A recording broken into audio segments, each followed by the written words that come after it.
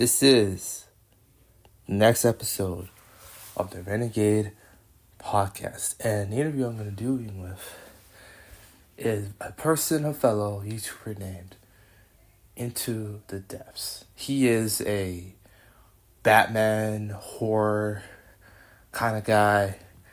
And one of his first video caught my attention. It was about Arkham Asylum, the comic, not the video game.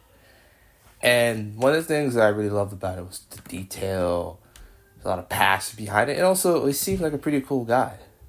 So I'm like, you know what? Let me just try to arrange this. And he was kind enough to give him his time to do it, and I really appreciate that. So we're just waiting.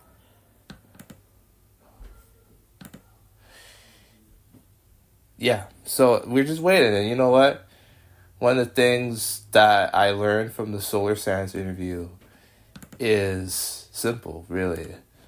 It's the fact that if you ask, most likely not, they're going to listen. And I want to sort of give this guy the sort of platform that he deserves, the kind of care that he deserves, and also he's just a great YouTuber. And I just think in this world of sort of, monetization and ragebait and all that stuff, it feels like he's kind of a throwback to when YouTube wasn't just about making money. You see all these things and this sort of cash grabs. Man, I want to watch somebody that actually puts the work in. So now, this is a new era for me. The reason why I started this whole thing was just I look at the landscape and I'm like, if they can do it, why can't I do it? And I think I can do a better job, honestly. It's not just me being cocky or whatever. I'm just I look at certain things and we're like, okay, now things are going to be in a new light, and now things are going to be in an interesting sort of bar. So I think when we sort of look at certain things, because people are three-dimensional, I always will believe that. Nothing is black and white when regards to a person, unless they do something very, very, very bad, then it's pretty easy to cast them out. But we all make conscious decisions about what we do in our lives, and that's sort of the thing is I want to highlight what really is possible. And I hope that this interview that I'm going to do is shines light on that. And also, the other thing is okay, also it kind of, if you're a Batman fan, this is going to be the podcast for you. I talked about Batman before on the here, but not in this topic. We're going deep. And the thing is a lot of the comics this guy likes, I like those comics as well. So we already have a bit of a commonality with regards to that. So I hope that people enjoy it. And I'm honored to do it. The thing to me is I'm always transparent. Sure, I might not be on time for certain things, but I'm always there. I try to be there. I think that's what you want. Someone who's there, someone who's present, and someone who's willing to work. And not just work and sort of hard, because everybody works hard. That's the thing, right? You hear, everybody works hard, but there's putting the work in and there's just doing it. And I think I pride myself on somebody who's just, that's not reactive, I'm not one of those people that when a trailer comes out, I immediately drop a video. Because it's very easy to do that. You just record yourself, and you see a lot of people they already watched the trailer, they're kind of acting like they didn't. It's kind of that's kind of silly to me, because it's pretty obvious, right? And it's I'd rather just let the thing come out, then I'll react to it. Because, when things are announced, I don't react to those things. Yeah, it's cool. Yeah, it's fun to speculate. Christopher Nolan's doing The Odyssey, and that's definitely coming out in theaters when it comes out. But I know for a fact that, like, when the trailer is going to come out, probably 2026, maybe around this time, 2025, I know a lot of people are going to be like, oh my god, what's going on here? Yada, yada, yada. And I'm like, I don't do that. I mean, it's so funny when I hear these breakdowns about Oppenheimer, a story we already have talked about. We already know what the ending is, right? And it was just like, it's just so funny to me. Like, I just, it's like, why can't you guys just let this thing come out first? It's, you know, even look at the current situation with the Batman. I mean, I love that movie to death, but like, I just think people just want to rush things out, and then they go and make videos complaining about why this thing's bad. Like it's similar to, like, you know, like they're trying to find somebody to do the new Star Wars movie. I'm like, I would rather them take their time with it and then just churn it out, which is just the issue with Rise of Skywalker. If they just let people sit with it, I think that people would like that third movie more. Like, I would have honestly rather them just wait. Like, you know what? Release it 5-6 years after. I'd rather them just do that than just, like, you know, release it every 2-3 years, because, like, you're not Marvel. And there isn't, like, a linear storyline to this, right? I mean, so, again, that's just how, you know, the cookie crumbles, I guess. But now he wants to join in. And 3, 2, 1, go. Hello. How you doing? Hello, how you doing, my guy? Yeah, just hold on. Give me 1 second here. Alright.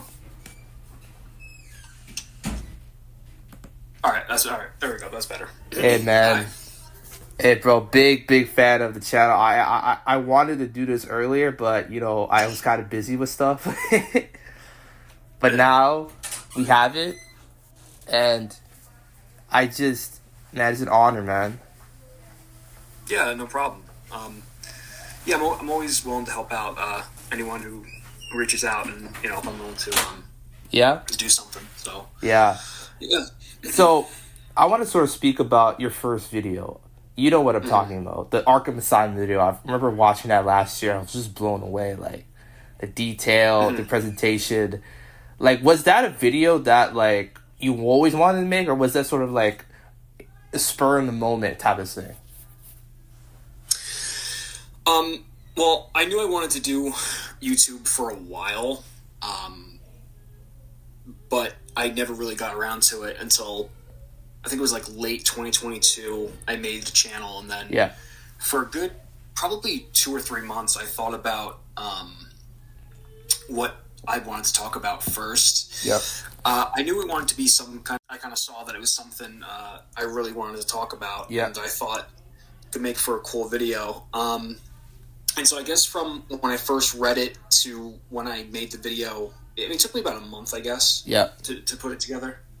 That's interesting. I mean, you know, I see other, you know, YouTube creators, and I see how they churn out videos every day, and I'm like, you could have spent a little bit more time on this, and it would have been so much better, right? Yeah, I guess, it goes both ways, I guess, because for me, I do wish, you know, my output was a bit better, but I am very particular on details, and so, you know, I'm just not the kind of person that can churn out something, you know, just fast and quick all the time. For me, like, if I'm working on a project, and I look back to some of the people who inspired me a lot when I was making YouTube, like Wendigoon or Nick Crowley, and people like that. When I saw how detail oriented and how far they went into the material they were covering, you know, I just knew this wasn't going to be a process which I could do quickly. But I think the important thing is trying to find a balance to where you can still put out content that is decent and at a reasonable pace. Yeah, I mean, I totally agree. I mean, I did an interview with Solar Sands the other day, and he said the same exact thing. It's like, you know, he spends like 2-3 months doing things, and you spend a month doing it. And I realize a lot of the best YouTubers are people who actually have a vision for their content and not just do it just for the money. Because if you're good at something, the money will always come, right? So, yeah, I mean, in regards to YouTube, there is definitely a pressure that comes with trying to keep up with the algorithm, yeah, and trying to work the system, to grow your channel. And unfortunately, for a lot of analytical YouTubers, it's harder because our content does require more time to produce. Yeah. And I think a lot of us wish we could pump out more, more content enough to where we can work with the algorithm a bit. Because unfortunately, the way YouTube is, it is really like the more you put out, the more you're likely to go up on the YouTube homepage. Yeah. That's why a lot of video essayists, when they tend to get bigger, they sort of outsource a lot of their work, whether it's through editing or anything else like that. Yeah. So it's definitely, the money will come, but it's a tougher journey, I think, than compared to some other styles of content on there. Yeah, for sure.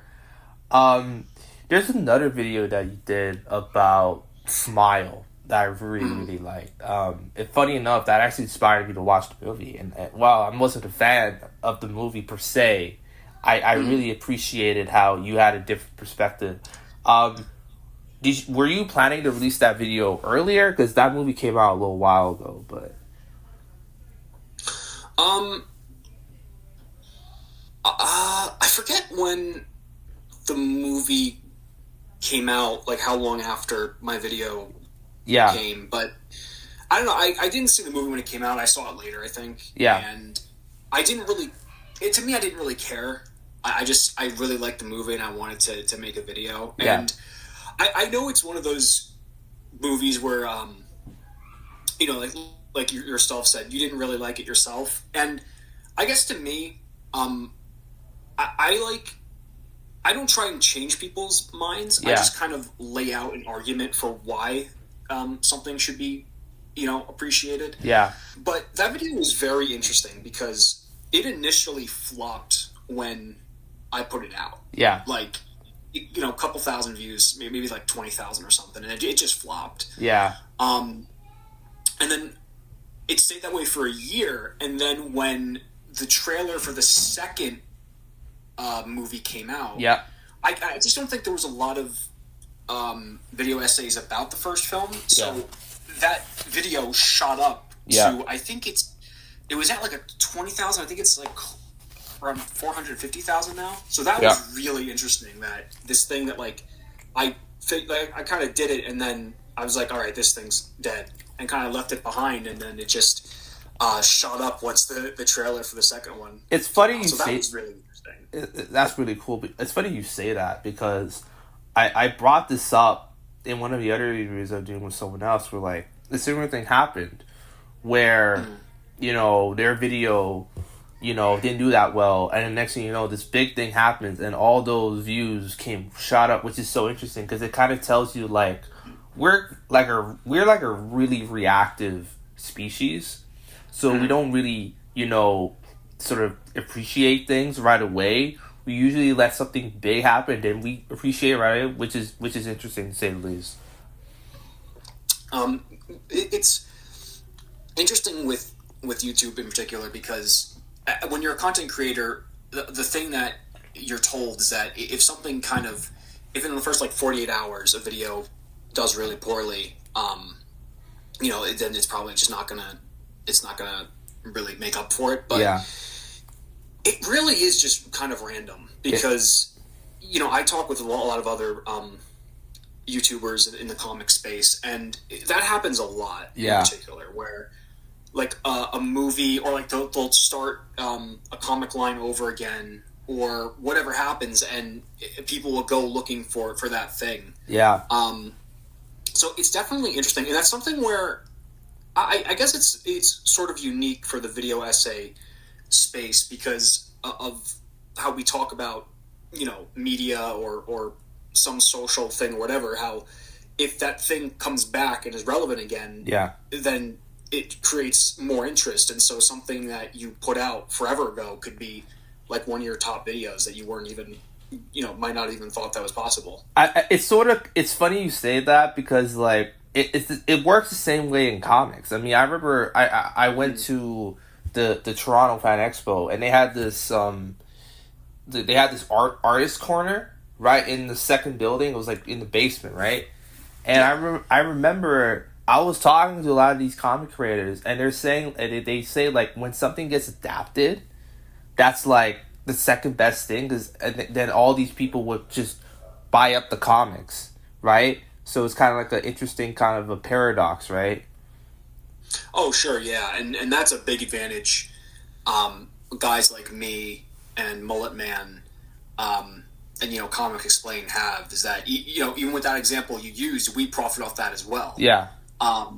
Because I would say that when it comes to the comic, comic book space on YouTube, it's definitely a niche, but it's a strong niche. Yeah. Like a lot of, I've talked with a lot of other creators, and we all have kind of the same audience and things like that. And it's a smaller space, but a much more loyal one. And it's great for when something like what you just said happens, because you do get that wave of more support, more likes, more subscribers, more views, and things like that. And it makes it so you want to talk about a wide array of different comics and things like that, because you never know really like what's going to get adapted or not. So it makes it a lot more interesting, I think, for us specifically. Yeah, for sure.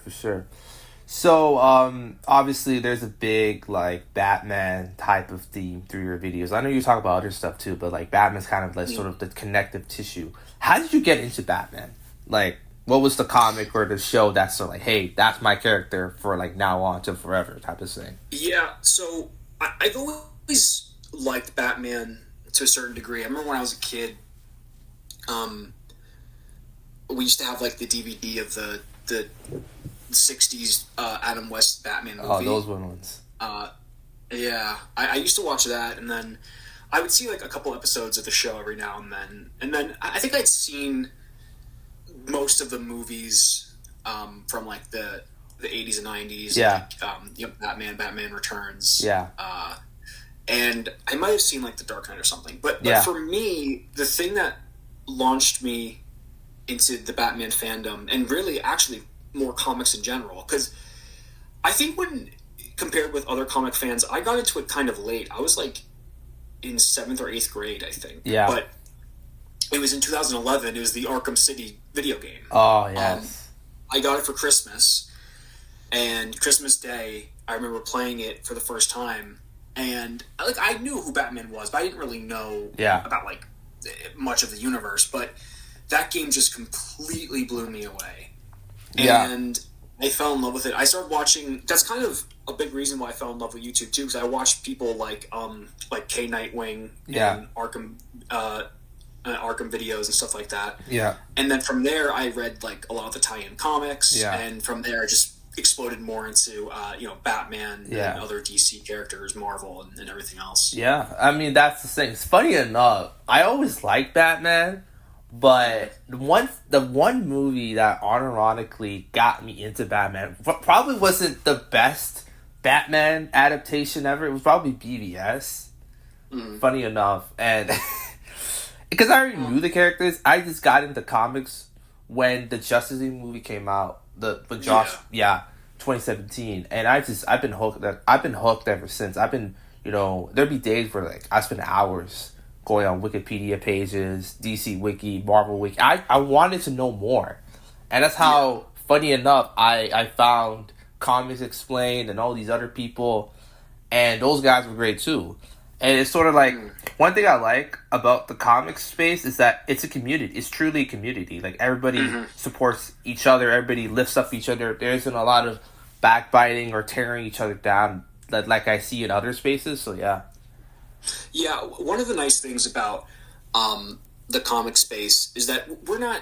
like territorial in the sense that, sometimes we'll make videos about like the same comic or something like that, and we all understand, like, look, there's only so many of these out in the world that are going to make good for probably video essays, that we're going to kind of talk about the same stuff. So since we recognize that, we're more willing to work with each other and like, collab on more things and, work off of each other's work. So that's a cool thing.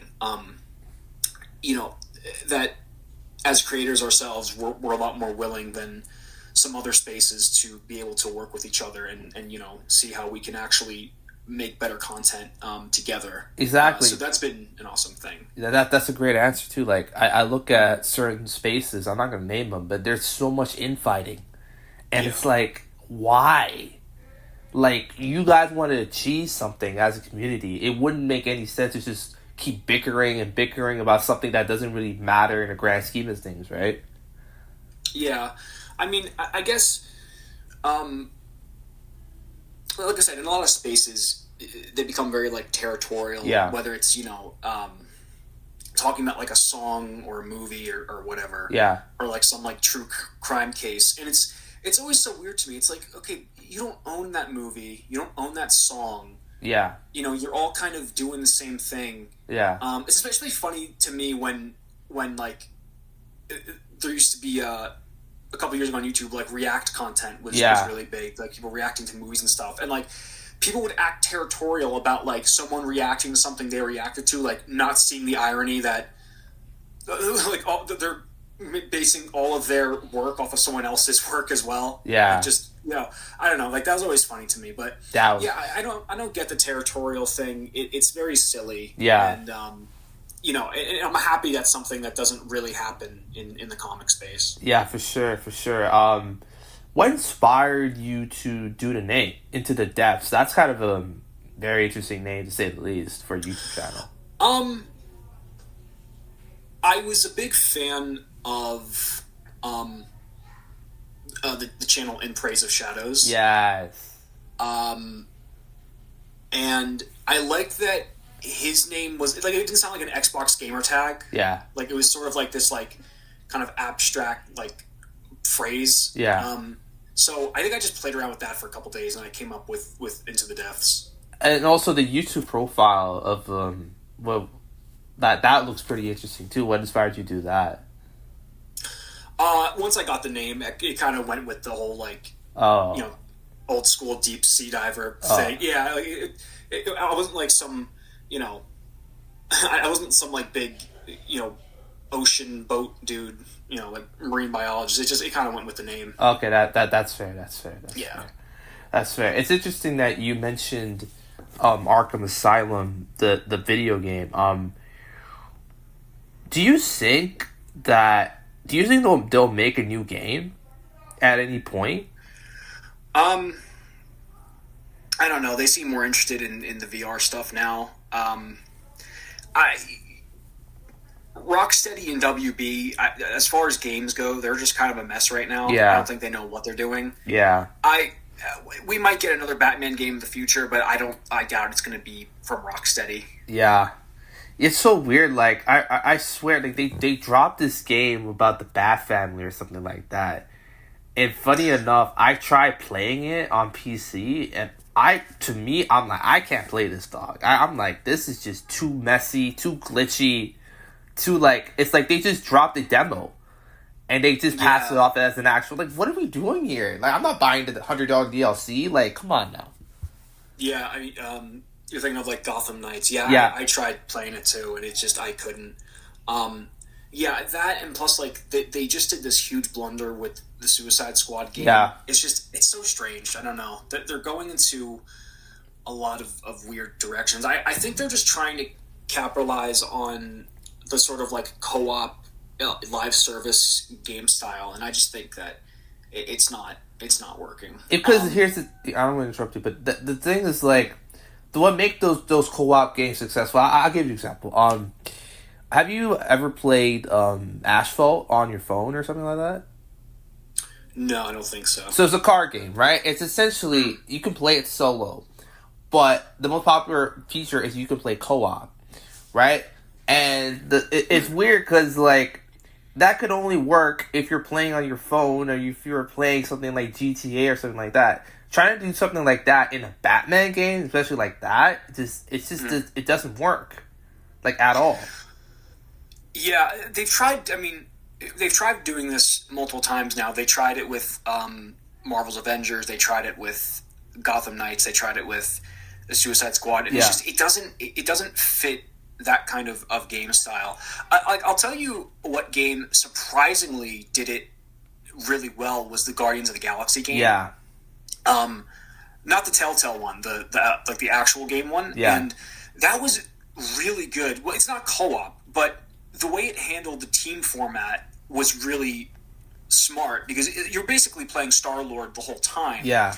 And you can command the other members like Drax or Rocket to do certain like attacks or whatever. Yeah. And the way the gameplay meshed was so well, and like it was actually like a good story, and like that's the way like an Avengers game should have worked. Yeah.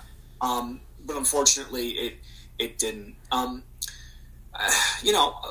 would love another Arkham game, like proper Arkham game. Yeah. I know they're doing like the VR stuff, but I'm not that into VR. I'd rather like a proper game. Yeah. Or, anything else for that matter. I think WB, I hope they can open their eyes a little bit to see, what Insomniac's doing with Spider-Man and how successful that is. Yeah. I'm hoping that'll wake them up, but who knows? I mean, the thing about like that game, because it's funny, because like one of my my dad's brother has that game. I remember, I was in that guy's place for a couple of days in May. I remember I was playing that game like crazy. And I'm like, wow. I'm like, this is how it should be. And I'm like, and I look at the other games, sort of the other sort of versions of those sort of comic book video games, and it's like, it shouldn't be that hard to make a good Superman game. It shouldn't be that hard to make a good Batman game right now. Like, I don't know what they're doing. Like, I mean, the fact we don't have like a modern day Superman game like Spider-Man or Batman, that's just crazy to me. Yeah. I know studios are so timid when it comes to characters like that, and then they'll do like this off stuff that no one cares about. Like they're doing like I don't even know if they're still doing it, but I know WB like announced a Wonder Woman game a while ago. Yeah.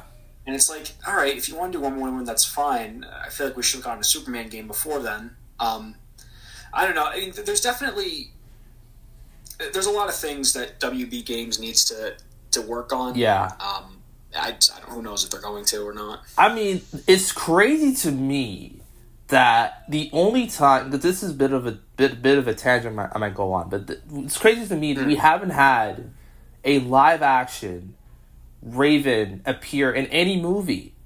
That to me blows my mind. Like, I don't know.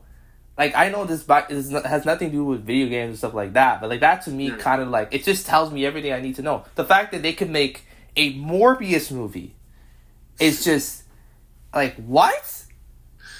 Yeah, well, now that James Gunn is taken over for DC, I think we're going to get like I think he even said like there'll probably be like a Teen Titans movie. Yeah.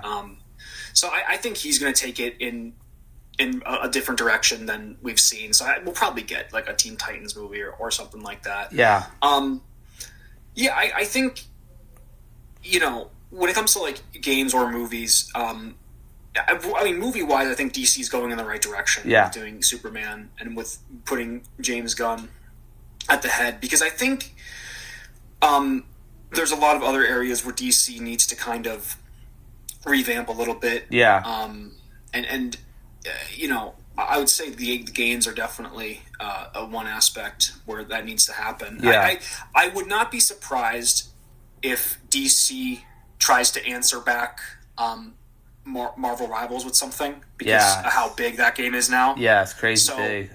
They're probably they've already probably trying to get something like that out. Yeah. For sure.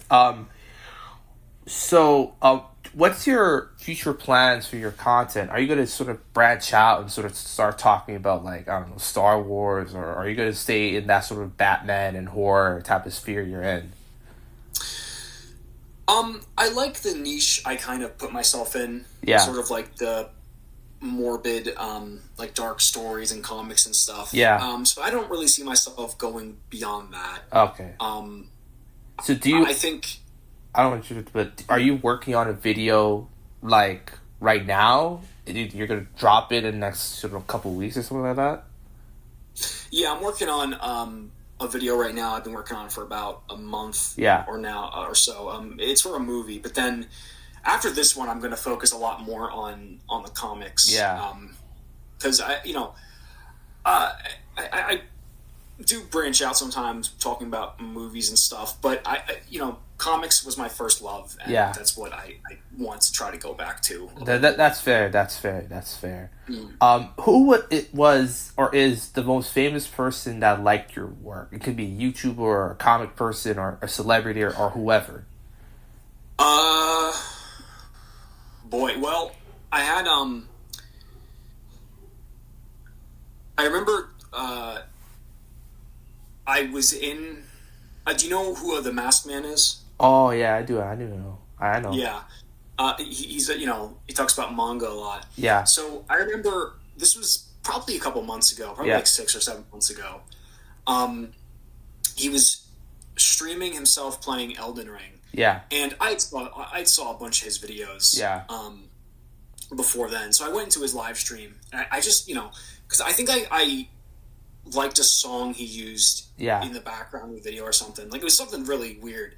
And I went to his live stream, went to his chat, and I asked him, I was like, hey, where do you get like the music for your videos? And he reads my comment and he goes, wait, Into the Depths? Is that you? Yeah. And mind you, at this point I was like, I don't know, like 50,000 subs, and he was like, like over 100,000 easily. Yeah. And that like blew my mind. I was like, crazy. There's no way. Yeah. So that was crazy. And so me and him have collabed on a couple things. Yeah. And then he introduced me to Mullet Man. Oh, that's cool. And together we've been behind the scenes working on some different content. So that was cool. A really cool experience. That was very, very. That's a great story to tell. Like that's a great story because like I did in my mind. It's so funny because low key like okay. So do you use Reddit? Yeah. Okay. So my first ever Reddit account. Funny enough, forgot the name, but this was back during the pandemic. It was 2020, something like that. And it was moderately successful. I had a couple viral posts, but most of the posts I was doing, I was getting no traction, right? And I was trying to figure it out. And then I don't know why I DM'd someone that commented something on. I told him like, hey, like, how can I like maximize what I'm doing? He said, dude, just post it during this time and that time. And then he said, where do you live? And I said, I live in Germany. He said, oh, that makes sense. So you're posting it. Because, I lived in Germany for like almost a year. And most of the stuff I posted, a lot of folks were sleeping. Right? So it was like, oh, okay. And then I come back and I'm like, okay, I know what to do. And then all of a sudden, for like 2-3 years, damn near, it got to the point where like most of my posts was getting 10,000 upvotes, 100 plus comments. There's always one post that goes super, super viral. I mean, I remember, I made this post about on movies, like what was the best action scene ever, and it got like over like 3,000 comments in like 24 hours, and that kind of blew my mind. And I was like, and then I don't know why I searched up my Reddit account online, and next thing you know, there's people talking about me everywhere. There's comments, there's posts, there's even articles like Screen Rant and like they were making articles about my content, and that blew me away. Like, oh yeah, that blew me away. I'm like, wow. I remember telling my brother that and he didn't believe me. So I sent him the link, and he's like, whoa, like you're worldwide. I'm like, yeah, I know.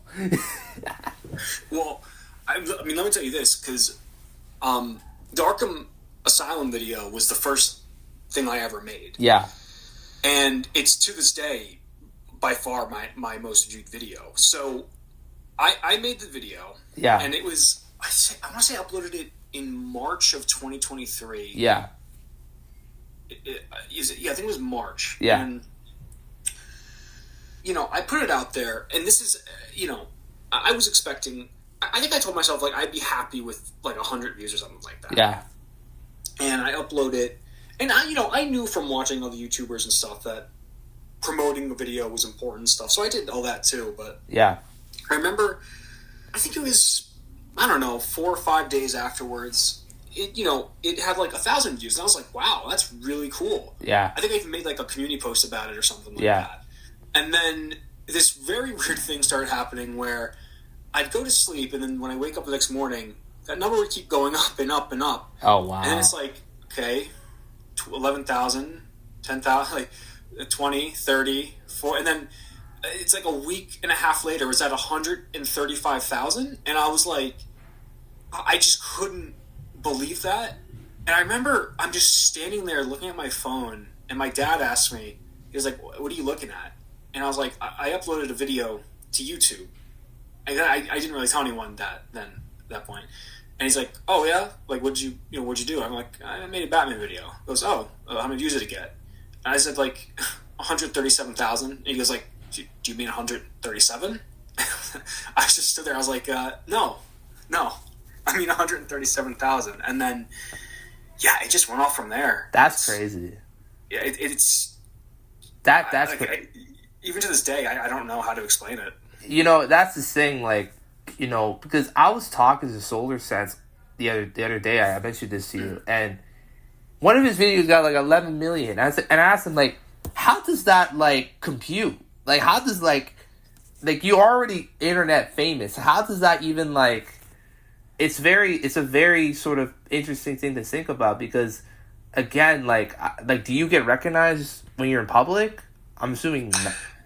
Well, not in public, because I'm very private about, my personal life. But yeah.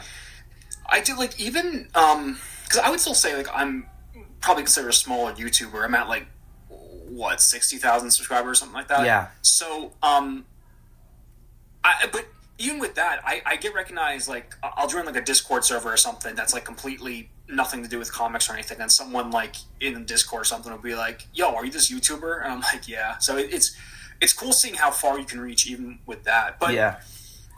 It's, when it comes to, like, a video like that, where that guy had, like, 11 million, or even, like, with my, Arkham Asylum video, it's, like, at 1.7 now. Yeah.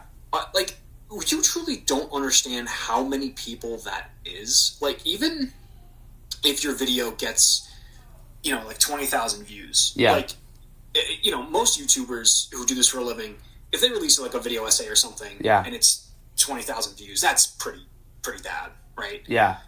But now imagine you took those 20,000 people who clicked on your video, yeah, put them, like, in a stadium, yeah, and then you had to, like, present your video in front of them. That's a much different, that's a lot harder, isn't it? Yeah, because you don't truly understand how many people, like, 20,000 is. Like, that's a stadium. That's crazy. You're right. That's like the stadium, watching your video on, like, the screen. Yeah. That's a lot of people. It is. And so put that up to 11, 10 million, you just can't comprehend that. It is incomprehensible. I mean, mm-hmm. like, one of the artists that I listened to, forgot her name. Yeah, Billie Eilish. I mean, I remember I went on her Wikipedia page the other day, and I was just curious. Right? I was going through, and it's just the amount of accomplishments. It's like, if I ever had the chance to interview her at some point, hopefully in the near future, I want to just ask her, like, do you, like, comprehend what you've done? Or is that a thing that, like, in the future you would, like, look back on, you'd be like, whoa, type of thing, right? Yeah, it's...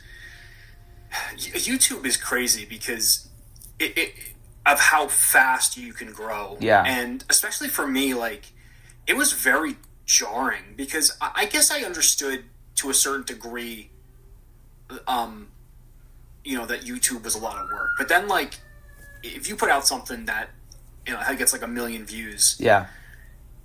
Yeah, you definitely feel a pressure because you're like, that's a lot of people potentially going to be coming back and watching what I'm doing now. Yeah. And, I can tell you, like, it's that's where a lot of, new YouTubers can kind of crash and burn because, a lot of people, this was a good saying, like, I heard sometime. I don't remember who said it, but you know, a lot of people will try and like imagine themselves as being like super successful in whatever they're doing. Yeah. But are you ready in the case that actually happens? Yeah. Are you ready for in case that you do actually hit it and you become that super success, right? Because take for example some young kid in like film school, and they all think they're the next like Francis Ford Coppola. They're making their little movie. Yeah. And what's reality? It's probably maybe 5 people are going to see it. Like 4 of them are going to be their family members. Yeah. But in the back of your head, you're always saying, man, this could be it. This could be like my big break. This could be like my Orson Welles, Citizen Kane moment. Yeah. Well, a lot of people can say that in the back of their head, but if that actually happens, they're completely unprepared. Yeah. So no one actually prepares for success the way they think they do. Yeah. It's a lot different than whatever thought, whatever image or imaginary world you thought of in your head. It's interesting you bring that up because I'm going to use an example. Do you watch sports? I like MMA and boxing, but I don't really watch very many other things. Okay, so I'll give you an example. It's funny you mentioned boxing. I'm going to bring up Floyd Mayweather, right? He's a very divisive guy. But I don't think even he would sink. When he was, he's rising up the ranks, he was 10-0, 11-0, 12-0. He's making all this type of money, and he's at the point where if he were to actually box, they'll just give him $100 million just because of his name. Like, that's kind of a thing that's the thing that I don't think people realize. Like, that's crazy. Just, you really think about it. Another thing, too, is it's a good example, like, thinking of, like, a boxer, right? This is someone who maybe they saw, like, some fight when they were, like, a little kid. Yeah. And they said, that's what I want to do. So they get some raggedy pair of boxing gloves. They, start punching their wall, and then through the years, they eventually go to a coach. They get training and stuff. Yeah. They fight, make it through the ranks. And it's a good analogy because even for me right now, I'm still in my growing phase as a YouTuber. Yeah. But it's important to keep in mind that this is the fun part. The fun part is the journey. Yeah. Because, and I'm sure you know this, like a lot of boxers have said, and Mike Tyson said this too, it's like, once you get that belt, it kind of stops being fun. Yeah. It's like, once you've reached the top, the journey's kind of over. Yeah. And then you don't have, that drive anymore. Yeah. We're talking about boxing. I'll just use, a Rocky quote. You don't have, like, the eye of the tiger anymore. Yeah. And that's why, like, even for, I think this goes for any, either sport or creative field. Yeah. Especially, like, any creative field. Enjoy the journey now. Because once you do make it, you're gonna look back and be like, man, that was a lot more fun than I gave it credit for. That's the thing. Like, I'll use the NFL. Do you watch the NFL? I see like a couple Chiefs games here or there, but not very much. So, are you a Chiefs fan or? I figure they're always going to be in the Super Bowl now, so I always watch a game here or there just to see how they do. All right, so it's funny if I was going to use them as an example, right? Think about this for a second, right? Like, go back to, like, 2018, right? Mahomes, he's named the starter. He gets drafted a year later. He sits back behind Alex Smith. If you were to tell the most, like, biased, biggest homer type of fan that this is what you guys are going to be doing for the next 6-7 years, they'll think you're crazy. But the fact that they're 15-1, right? If they win next game, they're 16-1. It'll be the first team with 16 wins since the New England Patriots of 2007 when they go unbeaten, right? Yeah. They already are back to back, which no one has done since the Patriots in the early 2000s, and they're on the precipice of a three-peat, right? Like, just and the craziest thing is all those guys on that team. It seems like they still have the same type of drive from a team if they never won before, right? That to me is crazy. Yeah, that's you can never get comfortable because once you get comfortable, you're not going to want to become uncomfortable again. Yeah. And so, and this even go back to, I forget who was it? Was it? It was. I know it was a boxer. It might have been. Might have been George Foreman or someone like that. Yeah. But he said like, it's really hard to get out of bed when you're lying in like silk sheets. Yeah. It's you have to go at it like the world is against you. Yeah. Like you have to go at it like you have no shot. Yeah. At doing this, like even if, let's say like you're doing YouTube and you found some success and you said okay, maybe I have a healthy fan base now, like everything I put out is going to get tons of views. Yeah. Well, if you start thinking that way, then you're not going to put as much effort as you did in your other videos. Yeah. Because you're likely thinking of all these things in the back of your head. You're thinking of, okay, optimization. You're thinking of what's the most, what's the most eye-catching thumbnail? What's the catchiest title? Yeah. If those little things if you start getting lazy in those, that's going to go really quick. And that's why you see, unfortunately, a lot of YouTubers, they'll get comfortable. They get a little lazy. Yeah. They don't do certain things. Yeah. And then they hit a certain plateau and they can't get back up. I mean, that's the funny thing you say that, because it's kind of the reason why, like, the sort of being uncomfortable part is the reason why, like, I remember when The Last of Us 2 came out. Did you play that game? I did. Okay. Did you enjoy it? I actually do. All right. I do enjoy it. Okay. A lot of people did not like that game, straight up. Sure. But the one thing I respect is that they didn't just, they didn't give in to the fan theories and all, at least should have been this, and this guy should have been that. They just, okay, F y'all, we're doing our own thing. You like it, that's great. You don't, then that's cool too.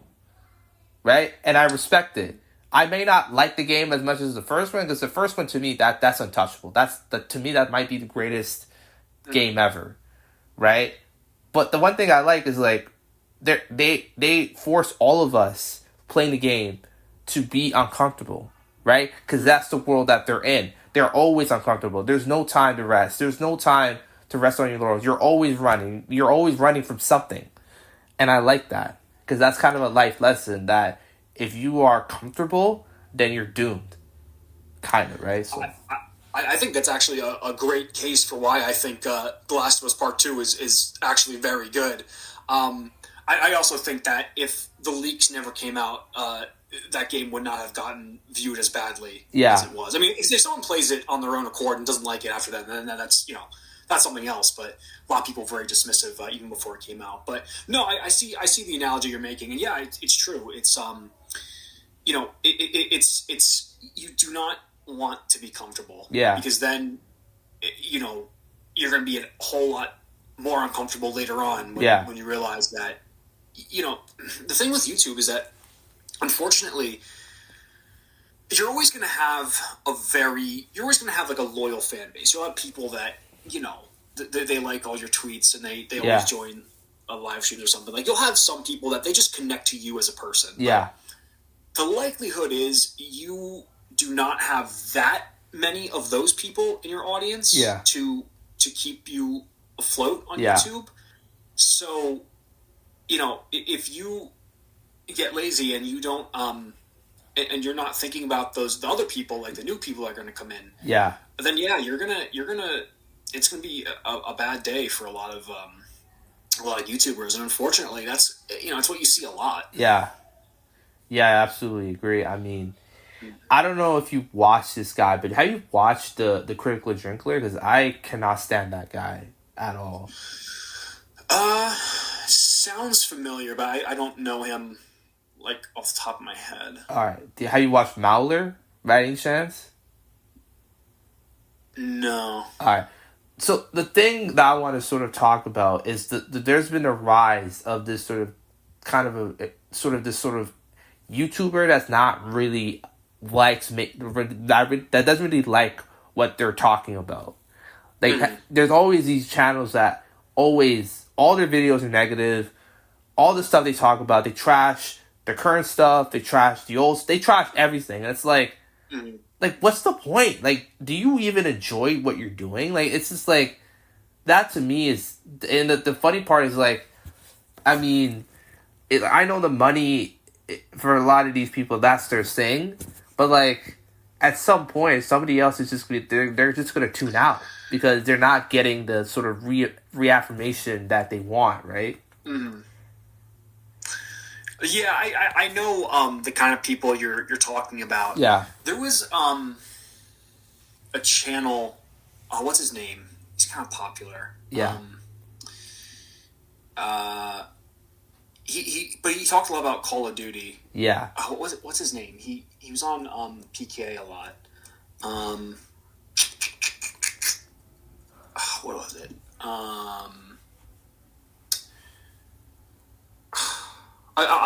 It'll come to me like while we're talking, but yeah, you know, he was this YouTuber who talked about Call of Duty a lot, and every time the game came out, you know, he would always talk about how much he hates the game, how bad it is now, how much he hates skill-based matchmaking. Oh my god! You know how much Blame Truth. That's what I was thinking of. Yeah. Blame Truth. But you know, someone, how bad skill-based matchmaking is, how bad the maps are now, how bad the gunplay is, and all this. And you know, people will get mad in the comments. It's like, well, dude, like, why are you even playing the game anymore? Like, do you even like Call of Duty?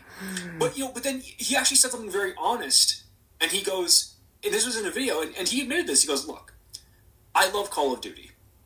I always have. But I'm going to be very honest. Every time a new Call of Duty comes out, there's a part of me that actually kind of hopes it's really bad because my videos do better when they're bad. Oh, wow. And I thought that was very interesting. That is... like, he's admitting, like, look, I would... Part of me wants a good Call of Duty, but the other part of me, like, man, my videos do really good when they're bad. That's kind of like... So, I don't telling, right? It's crazy, but like that's kind of like when I hear certain fans of like certain NFL teams, like for example the Browns, right? They're terrible right now, and there's like I hope we lose every game from now on. This is when Deshaun Watson tore his Achilles against the Eagles. I hope we lose every game from now on because we win a couple games and the same thing's gonna keep happening. And I'm like, I understand, but I'm like, didn't you guys win like 11 games? Before that, don't you want to have some type of like continuity or something like that? Like that to me is crazy. Like, I mean, because the draft is it's a crapshoot, right? Yeah, definitely. I mean, when it comes to like YouTube, I don't know. Like for me, maybe it's just for what content I like to watch and what I like to make. Like for me, it would be very unfulfilling if I only talked about like bad comic books or something, or like movies I didn't like, because I don't like talking about stuff I don't like. You know, like I like talking about stuff I do like, but there is definitely I agree with you. There is a rise in this sort of like negative media commentary. And it's not even like back in the day when you had like the Angry Video Game Nerd or like Nostalgia Critic, where it was kind of the same thing, but they were being so over the top and jokey with it. You knew they weren't being serious. Yeah, satire. You know.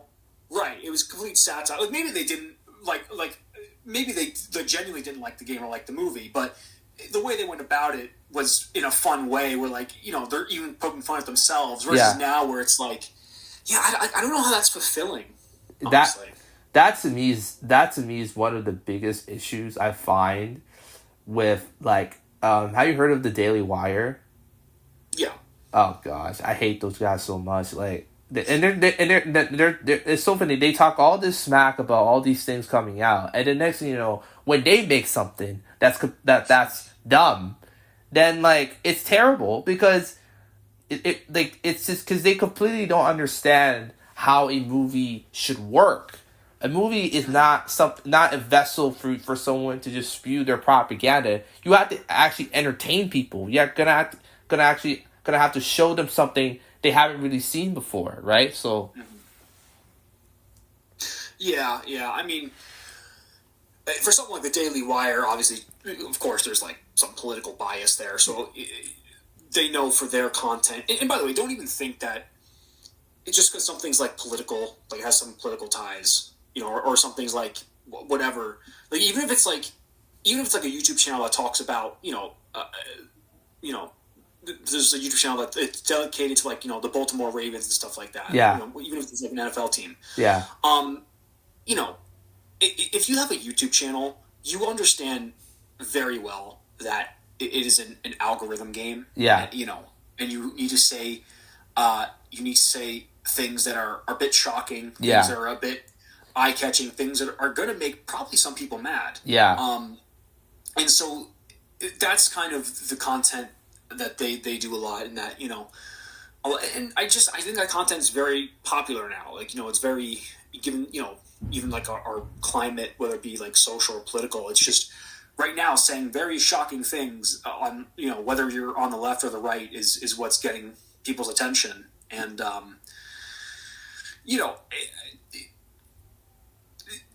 that's talking more about like the political space, but even going it plays into everything a little bit now, because even with movies and stuff, you're seeing a lot of people bring in some social stuff, whether it be like political or social or whatever, into all the movies they watch now, because apparently everything is propaganda in some way or another. Yeah, so that's the thing, right? I mean, and these people don't actually believe this. They're doing it because they know they're going to get clicks. Exactly. It's a lot of grifting. I would rather someone be honest about something than just pretend that they dislike something for a genuine reason. That's why something like forgot the name. There's this channel, this YouTube channel.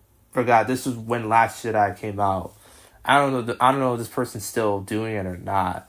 He did this video about it. It's so weird. He's talking about him being bullied by black people, and that's why he's colorblind. I'm like, what does this have to do with The Last Jedi? Like, talk about the damn movie first. Why are you bringing other stuff into it? And that's when I realized, oh, he's viewing it through that lens, and I'm like, oh, this guy's full of shit. I wonder, are you talking about Synthetic Man? I don't know. Maybe you weren't, but that's another dude who does a lot of stuff like that. Who, yeah. Because he did a video talking about like Space Marine 2. Oh. And he like, anytime there's like a character who's like a person of color, he always said it's like, to him it's some kind of like political agenda or something. I hate when people do that, like, bro, like. Oh yeah, and he's like, it gets to a point where like it's so blatant, it's kind of obvious that this person is doing this for clicks. Yeah. And I'm like, there's a lot of people like that now. I know it's unfortunate for sure. What was the last movie you watched recently? That's a good question. Funny enough, I actually rewatched Batman vs Superman not that long ago. Really? Yeah, I was watching it with my girlfriend, and we just because I think she hadn't ever seen it. Oh. We were watching through that.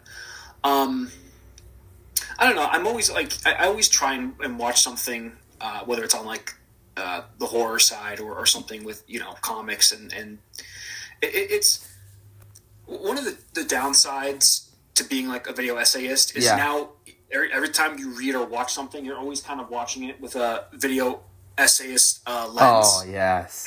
So it kind of ruins like movies and stuff a little bit. Yeah. But you still try and enjoy whatever. Did you enjoy that movie, or like I know you rewatched it? Has your opinion changed, or stayed the same? I think the original cut. I know they did like an ultimate version, or whatever, an ultimate edition that was a little bit better. I don't hate. I like the Justice League Snyder cut a lot. I think that was a good film. I like the idea. Or let me think how to say this. I like the directions that Zack Snyder was trying to go. I just don't like the way he was going to them. I feel like here's a hot take, right? I think the biggest issue for that whole universe is that they had the wrong director direct Man of Steel. Here's the thing: I love Man of Steel, but I just in the back of my mind, it's like it's two different movies. The first half of the movie, it had this art house operatic feel, and the second half, it was like a Dragon Ball fight. And I'm like, okay, that's cool, but like, there's a bit of a disconnect going on. And I'm like, what if Christopher Nolan directed Man of Steel? I feel like if he did that, I think we're having a completely different conversation, honestly. When it comes to DC, and I've said this a couple times, I'm kind of done with like the multiverses, and I'm kind of done even with like the cinematic universes. And I think the Batman, Matt Reeves, the Batman, I think this kind of proved that to me. Yeah. Where DC really doesn't need to have a cinematic universe in the sense that the characters are so strong on their own that they could just do a Batman movie or a Superman movie completely separate and it would work. Yeah. Marvel, when it comes to characters like Iron Man, who wasn't like he wasn't like the biggest superhero before the, first movie. Yeah. Or it comes to like people, like Ant-Man or something like that. Like these are characters that, okay, having a cinematic universe would benefit them. But DC, I just don't think they need it. Now, of course, they're going in that direction because that's what makes money. But I am hopeful that James Gunn, because I like pretty much everything he does. Like the Guardians movies are probably my favorite trilogy from the MCU. Yeah. But I don't think DC needs to do that. Yeah, that's the thing. Like DC's at its best when it does its own thing, right? I'll give you an example. Do you listen to Kanye by any chance? No. All right, but okay. So who's your favorite? I don't know. Do you listen to hip hop? Not really. I listen to like a lot of like Nirvana and like grunge. Okay, so that's perfect actually. Like that. So let's just hypothetically say, if Kurt Cobain didn't die, right? Mm-hmm. Rest in peace. It wouldn't make sense for Nirvana to start sounding like King Crimson or Queen of the Stone Ages. It will make it would make sense for them to just do their thing because that's their bread and butter, and them try to copy something else to stay ahead does not work, right? So.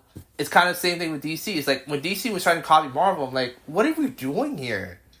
Like, I mean, that's why. Like, I remember I watched the Justice League just before the Snyder Cut, and I was watching that, and I'm like, they were just. I think to myself, this isn't a movie. Like this. Sure, it looks like a movie, and there's some cool scenes in it, but it feels very amateur, which was like. And then I realized, oh wait, this movie was like a Frankenstein type of movie, and they shoved jokes in which didn't fit at all, right?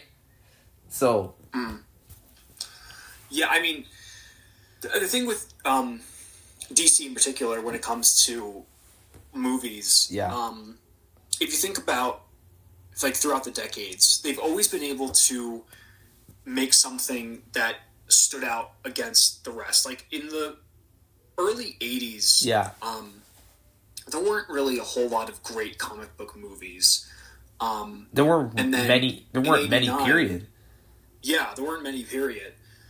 And then in 89, Batman comes out with Michael Keaton and Jack Nicholson, and it completely shines through. Yeah. And it's like, and there was good stuff before that. I mean, the Superman movies came out like during the early 80s and stuff like that, but it showed like DC was able to, when they focused on this one thing, they were able to kind of, go out on top and really put out a good thing. And then you saw this kind of again when the first Joker movie with Joaquin Phoenix came out, because at that point it was like 2019. I think this was definitely, I think it was after Endgame, or maybe Endgame hadn't come out yet, but like this was a time when like I don't think the MCU was particularly that strong. Yeah. And I think people were just kind of like, they felt like it was oversaturated. Yeah. This was like, they were kind of getting a little tired of it, and I think they were like wanting for it to end already. Yeah. And so with Joker, DC kind of, they had their own, cinematic universe going on with the Snyderverse, but it was a mess at that point. Yeah. And, and then they're like, hey, let's do some side stuff, while this is going on. So then they did Joker, and it won like 2 Academy Awards, and it was like, it's one of the, most well-received comic book movies of all time. And it's just supposed to show that like their characters are strong enough where they don't need this huge connecting universe. Exactly. They can focus on their own things, and it works. I mean, that's the thing. Like, that's why I feel like, I think if there were to, here's the thing, right? Have you heard of Pandora? DC. I think so. Okay, so the way here's the thing, right? It's so funny because I don't know why I was obsessed with Pandora for a little while. I just love the look that she has and the whole her and essentially her whole like backstory is essentially the same as the Greek myths of Pandora, of Pandora's box, right? And I really, really love the comic they did for her. It was like 2013. I remember reading it last year, and I was thinking to myself, like, man, this would be such a good movie. And I remember I was talking about it with someone else. It's like they don't need to do all this interconnected stuff. You can just do something like that. Like, you can like make a Pandora movie. You know, get like Chad Stahelski from John Wick to do it. Have like a $40 million budget. Sure, it might not make that much money, but I think it would be a lot more interesting. Except more interesting if they were to do something like, I don't know, whatever, right? So, yeah, I think that, it just, when it comes to the cinematic universes, it just, to me, it feels very, it disjointed a lot because you have so many different directors, so many different visions, stuff like that. Yeah. Well, you can get something like, like Nolan's Dark Knight trilogy, and it feels so tight-knit and so focused. Yeah. It works so much better in my opinion. And I'm happy that DC is still, seemingly trying to do like Elseworld stuff. Yeah. Well, who knows? Now that, Batman Part 2 got delayed, there's like some speculation that maybe like Robert's Batman's going to go into like the DCU. I kind of hope it doesn't. That would be silly. I don't see it working with that style. I understand.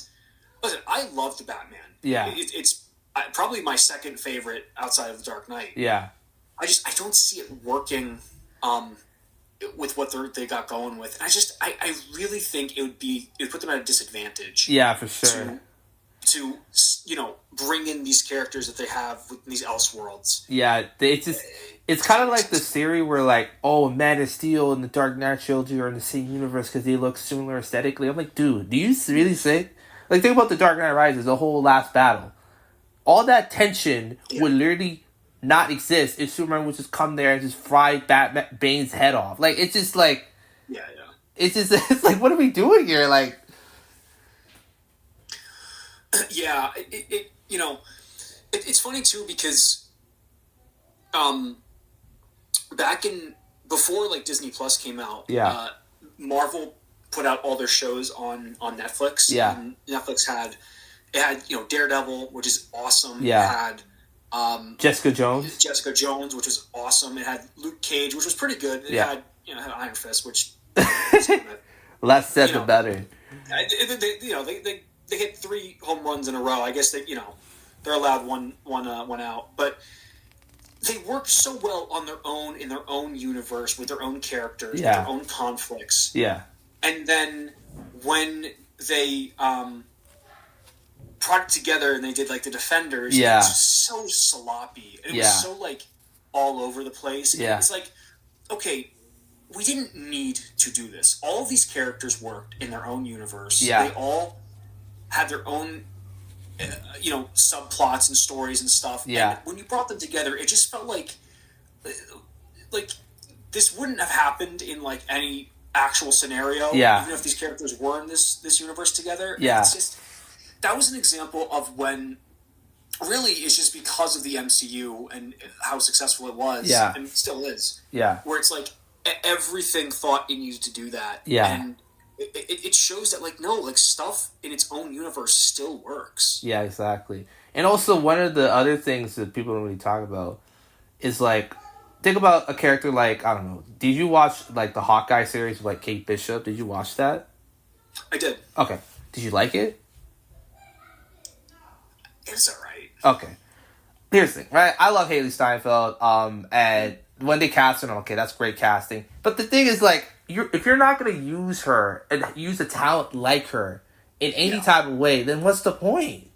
You can't just use her for one TV series and have her appear in a couple cameos and thinking, okay, our job's done here. I'm like, use her, or you just transform her character into something else. Because I remember, I read I remember this was like an Elseworld story about Marvel, and this was what was like, if everyone like turned evil, something like that.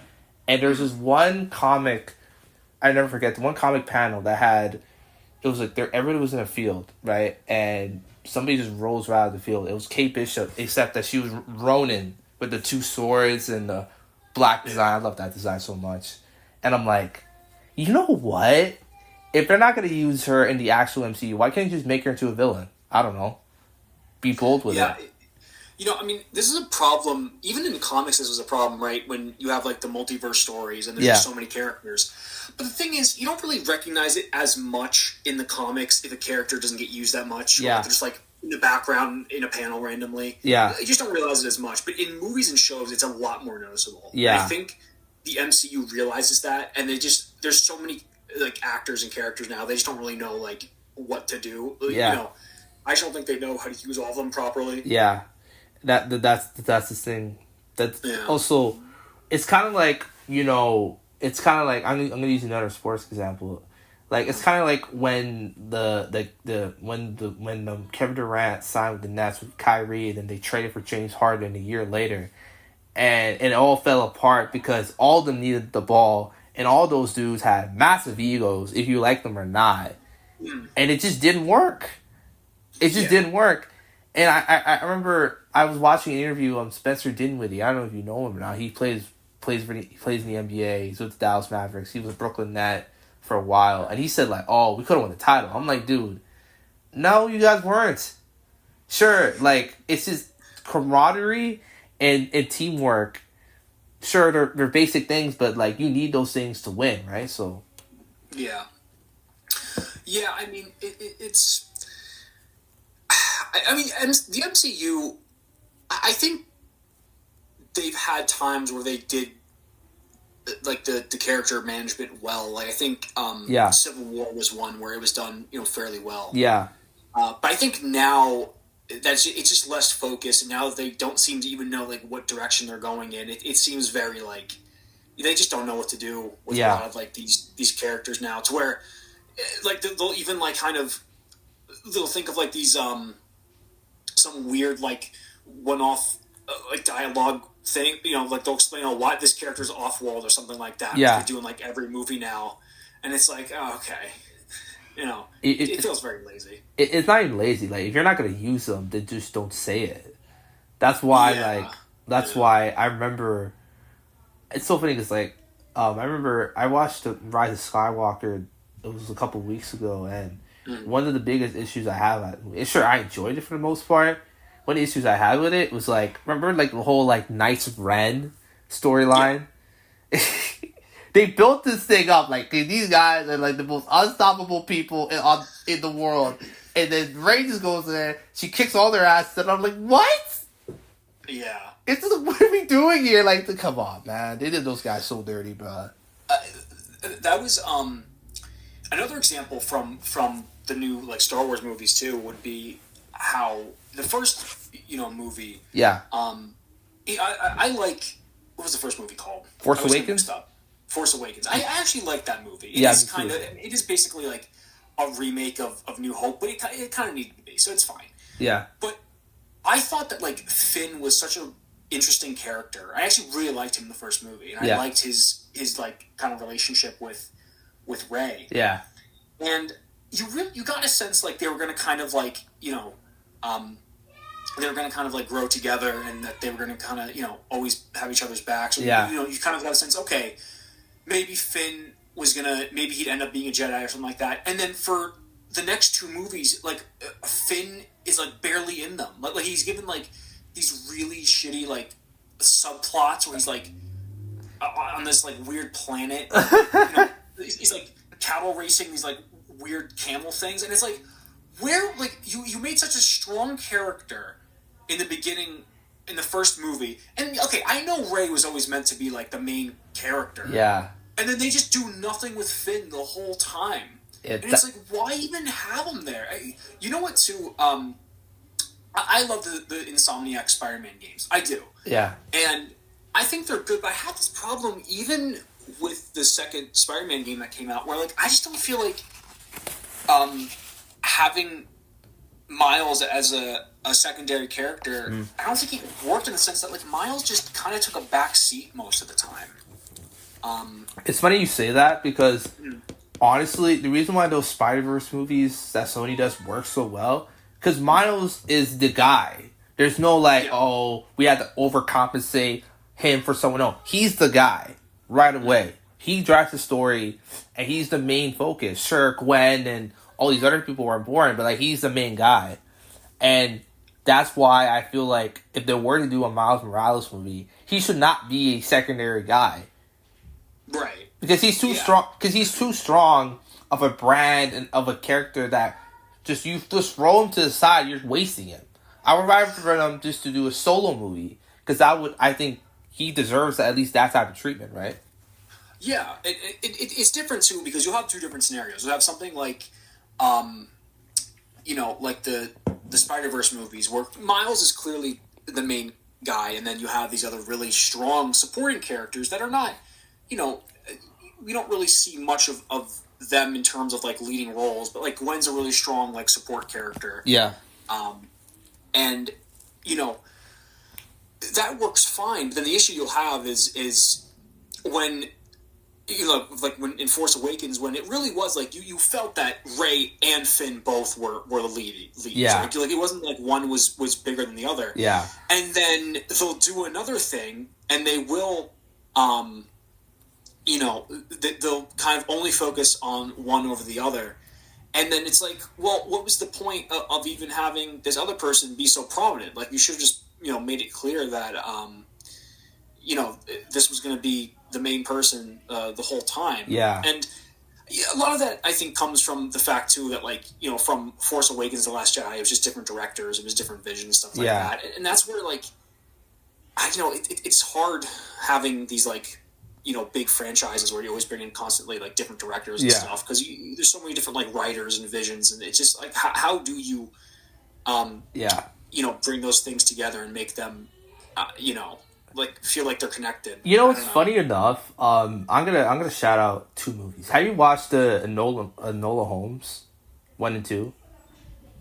What is it? Enola Holmes, like Netflix. Millie Bobby Brown, she's the lead.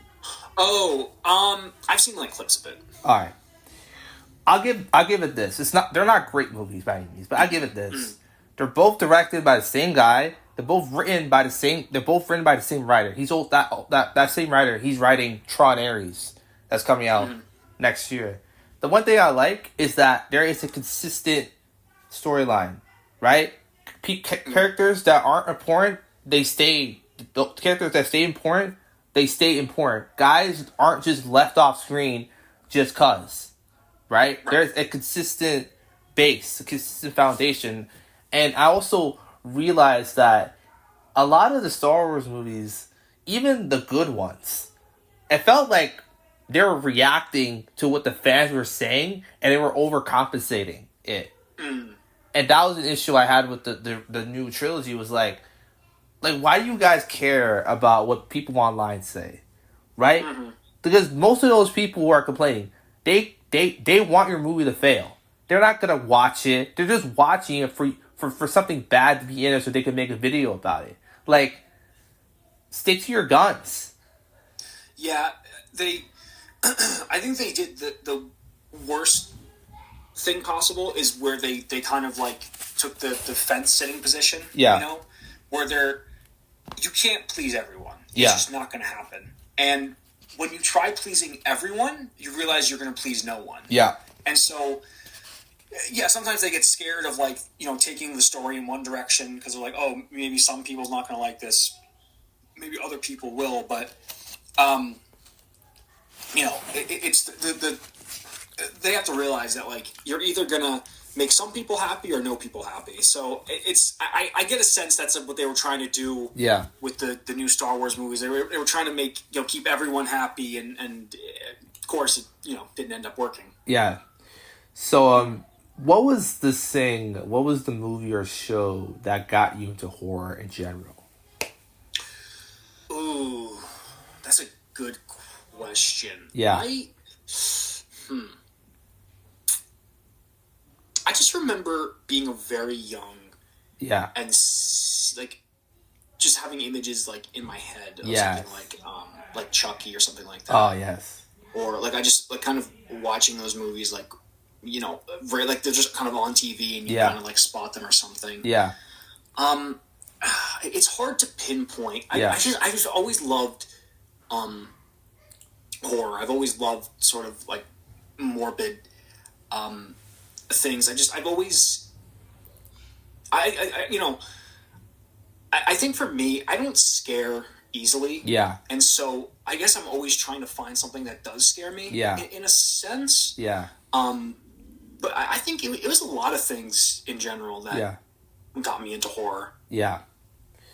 Yeah, it's funny you mentioned imagery because I remember I could not stand a horror trailer, let alone a whole movie. And then until, funny enough, there's this, remember back in the day, there used to be like these videos about, oh, this person was in like the Illuminati type videos.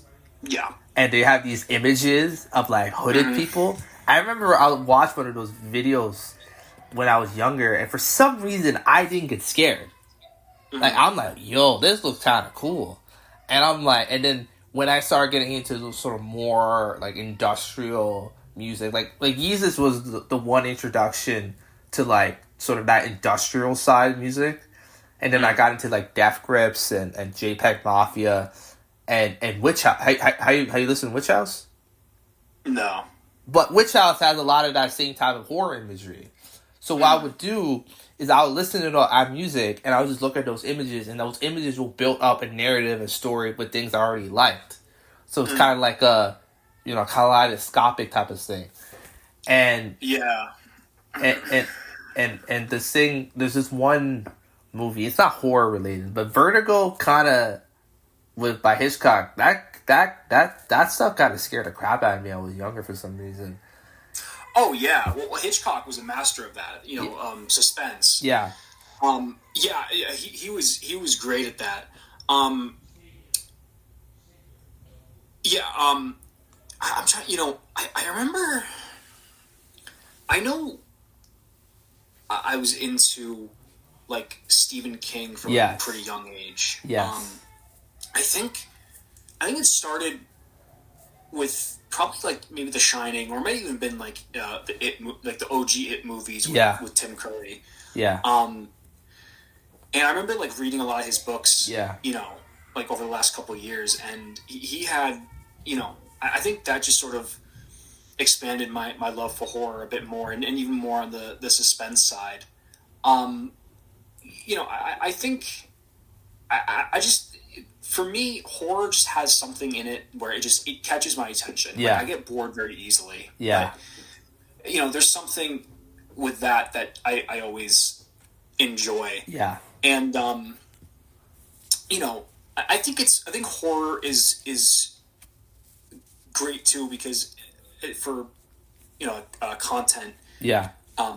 Because it's I think people are more willing to. If you're someone who's easily scared or whatever, you're probably more willing to watch a video on something than watch it yourself. So it's, when I make a video about like Smile or The Shining or something, there might be people who are too afraid to watch it, but they'd be more willing to watch me talk about it. Yeah. And so, I'm always mindful of that. And that's why I like talking about, things that are scary or that scare me. Yeah. It's I think it makes for really cool content. And also, I always feel like horror is kind of an underdog genre. I always felt that. Like, I remember I watched Pearl when it came out. I didn't watch it in theater, but I watched it at home, and I was just blown away by Maya Goth. And then to not see her name get nominated was so insulting. It was horror has always taken a back seat, especially like at award shows and stuff, which is why like we have to make our own. That's why you have like the Chainsaw Awards or like Fangoria. Yeah. But yeah, like I'll tell you one. I can't think of the. Let me pull up her name real quick. Because she's been in a bunch of stuff. Are you talking about the person in Hereditary or? Yes, Tony Collette. Yes. Yes. That is one of the greatest performances in film I have ever seen. That was crazy. And Hereditary is such a... It's just... Like, even if you take away, like, all the horror aspects of it, right? Yeah. Like, Ari Aster is just so good at symbolism, and he's good at telling, like, the hidden story, right? Yeah. There's the things the characters are saying, and there's the story in the background.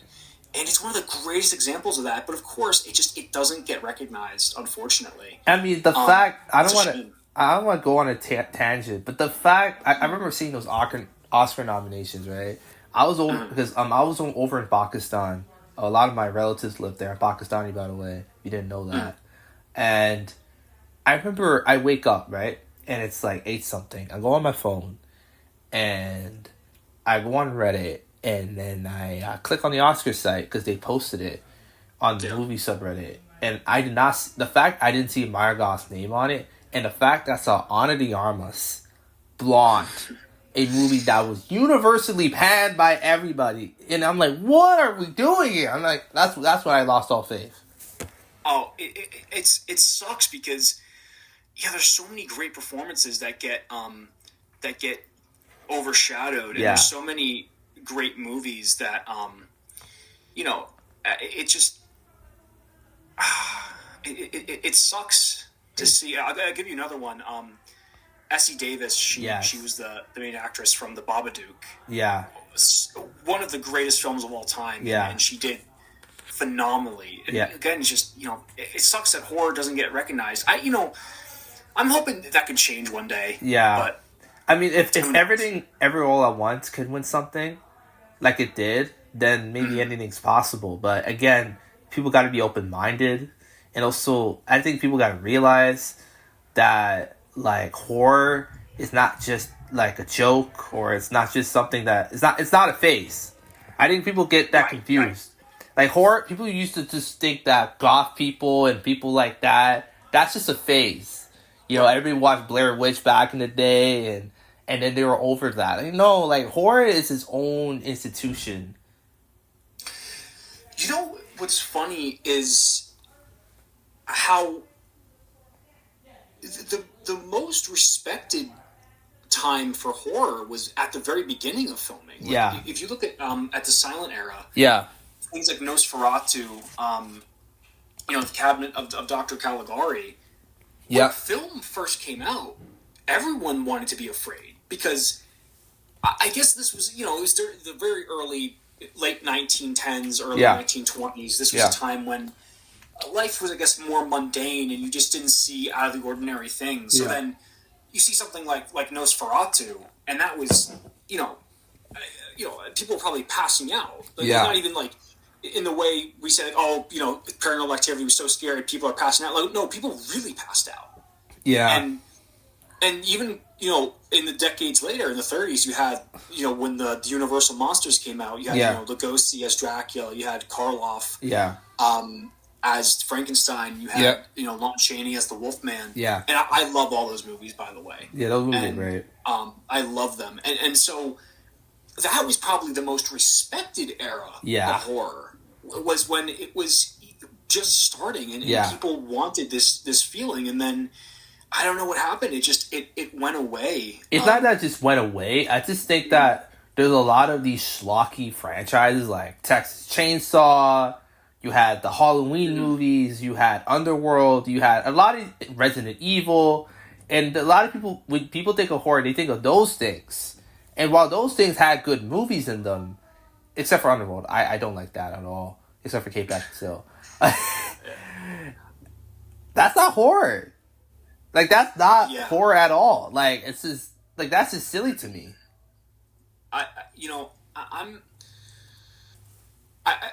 To me, I love, like, elevated horror. I love, like, OG horror. Like I said, like, all the classics and stuff like that. Yeah. And, it's funny, we're going to talk about, like, cinematic universes and the MCU. Yeah. Everyone who loves the MCU should bow down and kiss the feet of the Universal monster, because that was the OG cinematic universe. Yes. When you had Dracula versus Wolfman. Yes. You know, Son of Frankenstein versus Dracula. Yeah. Like, those were the OG cinematic universes. Like, yeah. The MCU is not new. That was done back in the 20s. Yeah. That's been done. And it's just like, not to sound like, you know, like a hipster, but it's really disheartening that people are so dismissive of older movies. Like, you know, most people, probably my age and especially younger, like, okay, if they see a movie, it's in black and white, they're done automatically. And it's like, man, you don't know what you're missing out. Now, that's the thing. Like, I remember, this is so funny. Do you listen to Lana Del Rey? My girlfriend does, and so by default, I listen sort of, kind of like secondhand smoking. I secondhand listen to Lana Del Rey. Do you like her music, or? She's good. Alright. She has, it's so funny because about the Vertigo thing I was talking about, is that I discovered Lana after that, and then she had a lot of her Born to Die and Ultraviolence era, literally, most of the stuff she was doing was in black and white, and I'm like, yo. Mm-hmm. And then next thing you know, I rewatched Vertigo recently, and that movie's amazing, bro. So yeah. So it took a modern artist to sort of kind of have these callbacks to me appreciate something in a different medium, you know. So that's kind of cool. Oh yeah. It's, and you know the thing too with early horror, like, you know, in the 20s and the 30s. Yeah. They were so big because back then, those were the most technically oppressive movies. Like, when you saw, you know, in the first Frankenstein movie, you're in, you know, Frankenstein's laboratory. Yeah. And you see all this, like, machinery, and you see, you know, the corpse going up, the lightning striking, and then going down. And even, like, when you saw, like, you know, Lon Chaney Jr.'s makeup, which I still, like, even... that poor dude must have been sitting in that chair for probably, like, 6 hours putting that crap on. But, like, even in 2024, almost 2025... Yeah. Like, I watched The Wolfman again, like, probably a month ago. Yeah. It still looks good, man. Yeah, it still does. shows, like, the attention to detail they had. And something like The Creature from the Black Lagoon. I don't know the actor's name who played the creature, but, you know, you watch that and you see this thing swimming underwater. And you're like, wait, this was, like, 1940s. Yeah. Like, this was, like you know... I think penicillin had, like, just come out, and like, these guys are doing this in this movie, and it's like, that's crazy, you know. And you find out, this poor dude's in this suit, probably almost drowned like 20 times, but it's like the risks they were willing to take, and also because because technology was so limited, you know, and especially like if you look at how filmmaking was done back then, it was very like chaotic. Like they were making these movies in like, you know, a week. Yeah. And it forced these people to... That's the thing with creativity, too. Yeah. Is, you know, when you're an artist, you want to, you know... you want to let, you know, your art speak for itself. You want to do everything. You know, this is my vision. I have to see it all the way. The best art is made under restrictions. Exactly. And I'll give you a perfect example of this. You know, Dan Aykroyd wrote the screenplay for Ghostbusters. Yep. Now, Dan Aykroyd, he's a great writer. Yeah. But he doesn't know really when to stop. Yeah. You know, like, he's one of those creative guys where he you know, he can't turn the valve a little bit off. You know, he's got to go full force. And when he originally wrote Ghostbusters, it was like 3.5 hours. It was like there was like 5 different plots going on, and I think it was I can't think of the names, but I think it was like some other the writers, you know, that might have been involved from like SNL or some actors came in and they're like, Bill, or I'm thinking of Bill Murray, you know, Dan, let's rein this in a little bit. You know, let's try and focus on this a bit more, and then let's do this again. So they gave him, you know, some you know, limits to work in. They're like, okay, we're not gonna, you know, let's try and focus it a bit more. So he rewrote it and rewrote it and rewrote it, and when it got to the final draft of it, he read it over. And because originally he was very like, no, this is my vision, I'm keeping it this way, keeping it this way. You got to the final draft, and then Dan Aykroyd read it and goes, this is 10 times better than anything I've written thus far. Yeah. The best art comes with restrictions, Yeah. which is, it's, you know, it sounds like an oxymoron because art's supposed to be expressive, it's supposed to be free, it's supposed to be, not really. Art works best when it's within a bubble, and that's when you start getting people's best work. It's kind of, I equate it to, you know, I don't know about you, but I was a big procrastinator in school. Yeah, me too, bro. Me too. Right. Everything was last minute. Yeah. Like, you know, 3 o'clock in the morning of writing the book report, whatever. But man, that was some of my best work. Like, I did better then than when I would like actually plan out my work. And do stuff like that. And I think, you know, when it comes to the creative process, when it comes to artists and stuff like that, and even for anything, for music or whatever, I think it's the same way. You know, it's funny that you said about restricting this. I'll give you, because it's funny, you said you watched Chiefs games. I'll give you another example. I'll say, okay, so this was the 2022 season, right? They the Chiefs traded Tyreek Hill to the Dolphins, and damn near everyone thought that the Chiefs were gonna not win the Super Bowl. It's funny that people try to rewrite the narrative now because they went back to back. But I remember vividly a lot of people were saying they're not going to win the division, they're not going to make the playoffs because he has Juju Smith-Schuster, he's a TikToker, he's a rookie running back, he has MVS, who's not that good, yada, yada, yada. And then right from the first game to the Super Bowl that he won, I swear to you, bro, what Mahomes was doing that season was like, I have never seen that in any sport. Period. Just the stuff that he was doing. I mean, I remember this one game he had against the Buccaneers, right? And Tom Brady played well, but Mahomes there's this one play that he did. I don't know if you saw it or not, where he was on the 1 yard line, right? It was 3rd and goal, right? They couldn't run the ball that game, and Mahomes he did like something like a fake screen pass or something like that, and then he juked one defender. And then he did kind of like a layup over two guys, right? They already hit him. The ball was flying. The other guy, Clyde Edwards-Helaire, he catches it in the end zone, and I'm like, this guy different, bro. Like, yeah. Well, it's like you know, you can think of it this way. You know, it's like you need to lock in, right? Yeah. So obviously, you know, if there's a football game and a team, you know, they're up, you know, 30 points to 0. You know, obviously they're playing good, but they're going to get, you know, comfortable, probably a little cocky. Yeah. And then what's going to happen, you know, then it comes, you know, third quarter, maybe, you know, now it's, you know, like 30 and 25 or something like that. Yeah. Like, all right, now we got to lock in. And that's what, right. And it's the same thing with art. It's like, you know, when you're under like a restraint, you know, whether it's like you're making a movie and you're like, oh, we have a small budget. We have, you know, this, that, or, you know, whatever. Yeah.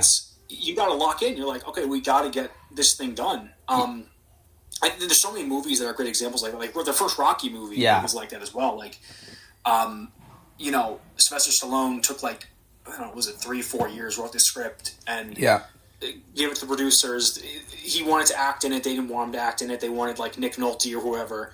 And he fought for that. And then like, they're like, okay, fine, you can be in it. Or they gave him like a quarter of the budget, you know, they were going to. And so he's like, all right, I'll work with it. And then like all the producers like put a mortgage on their house and stuff. And it's like, they had to lock in because if this movie failed, they're all going to lose their house. Yeah.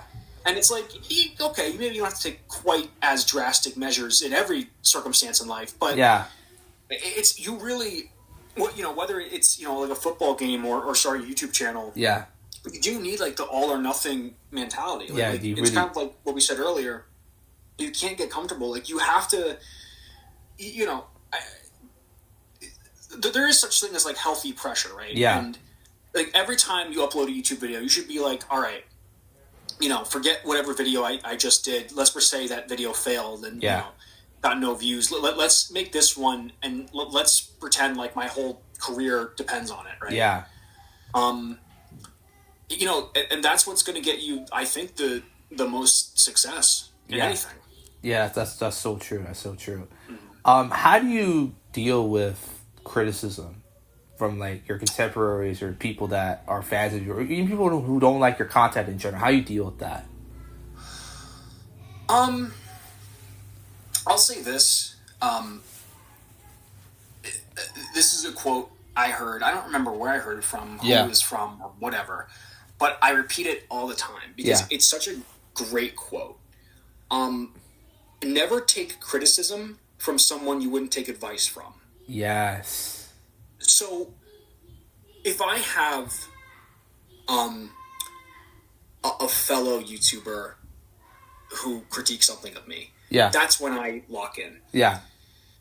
You know, you have a lot of people who go into the comment section and stuff, and you know, they'll critique something stupid or whatever, and it's like, and I'm not saying you shouldn't take your audience's advice, of course not, but you have to understand that when it comes to, like, you know, there's practical advice you need to take. Like, you know, let's say I said the name of a city wrong, and someone pointed that out. Okay, yeah, of course I should probably have looked that up how to say that. Yeah.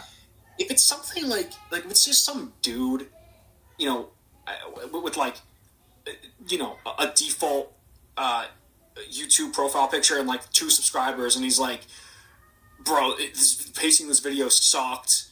Oh, your writing is horrible. I don't like this way you narrate. It's like, why would I take your advice? Yeah. Why would I take your criticism? Like, or you know, it's something like, it's something like that where it's. I don't really care. Yeah.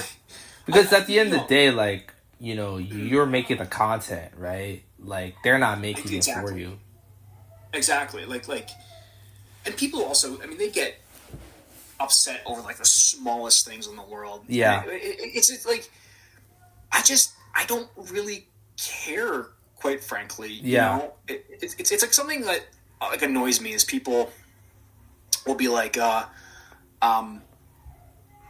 know, you know, your intros are too long, you know, you should just get to it. And I'm like, yeah, there's timestamps. You could have just gotten to the video.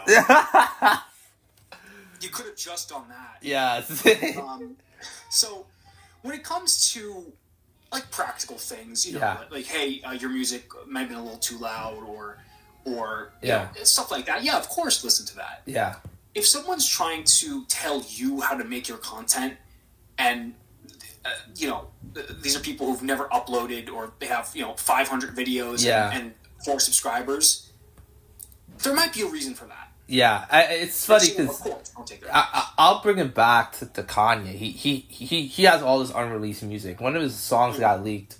It was like 2-3 years ago. It's called, I think it's called Last Name or Slave Name, something like that. He said a line that he said, "I'm not taking advice from people less successful than me," and I'm like, you know what? That's kind of true. Like, listen, when you hear that, when you hear it from someone like Kanye or whatever, it sounds very narcissistic. Yeah. Like, that person's a narcissist. Yeah. Let's think practically about this. Why would I take advice from someone who isn't more successful than me? Yeah. Right? Because now, you know, if there's someone who's more successful than me and they give me some direction, like, hey, I think your pacing's a little off, I think your intros could be better, this, that, or the other thing. And I reached out a lot to certain YouTubers in the beginning to see like where I can improve. Yeah. That's valid advice, because that's people who are doing what I'm doing it better than I'm doing, and have more success than I'm doing. Yeah. That advice is priceless, right? That's like, you know, you know, that's like, you know, getting, you know, lessons from some director you respect if you're in film school. Like, of course you're gonna, you know, think of it this way: whose advice are you going to take more for your film school? Your teachers, you know, the director you're learning from, or from like your, you know, another student? You know, like, it's like, why would I take their advice? Yeah, exactly. I mean, they're in the same boat as you, right? So yeah. So, wow, that's a great answer. Okay, so what was the latest comic you have read? Period. What was the latest comic I read? It's a good question. I think it was. Oh, what was it called?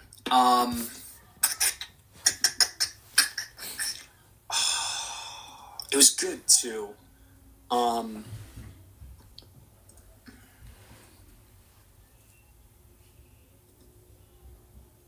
can't remember the name. It's like kind of like this it was like this Western. Yeah. It was like kind of this Western story. It was about like this kid. Yeah. It starts with like this old man. Yeah. And he's like missing an arm. Yeah. And he thinks back to like when he lost it, and it turns out he went on like this whole like crazy journey where he was like this kid, and he was being stalked by like this like old guy who ended up being like some like cannibal or something like that. Oh, yeah. Western. It was really good. Yeah, I swear they're adapting that into a movie. I think Chris Pratt was supposed to be the lead of that movie. I forgot the name. Yeah, that was really good. That was really good. I recently read Batman Shaman, which was really good. That's a very good kind of early on Batman story. Yeah, I liked that quite a bit. Yeah. And before that, I read Monsters. What was it? It's a Hugo Strange one. Yes. Men of Monsters, something like that. Yeah. That was pretty good too. Yeah. Yeah. What else did I read recently? I don't know. Those are the most recent ones. Okay. I can remember. All right. So this is going to be a little bit of a rapid fire session, but are you ready for that? Sure. Okay. What do you think is the greatest Batman comic ever, and why? I think I'm gonna have to say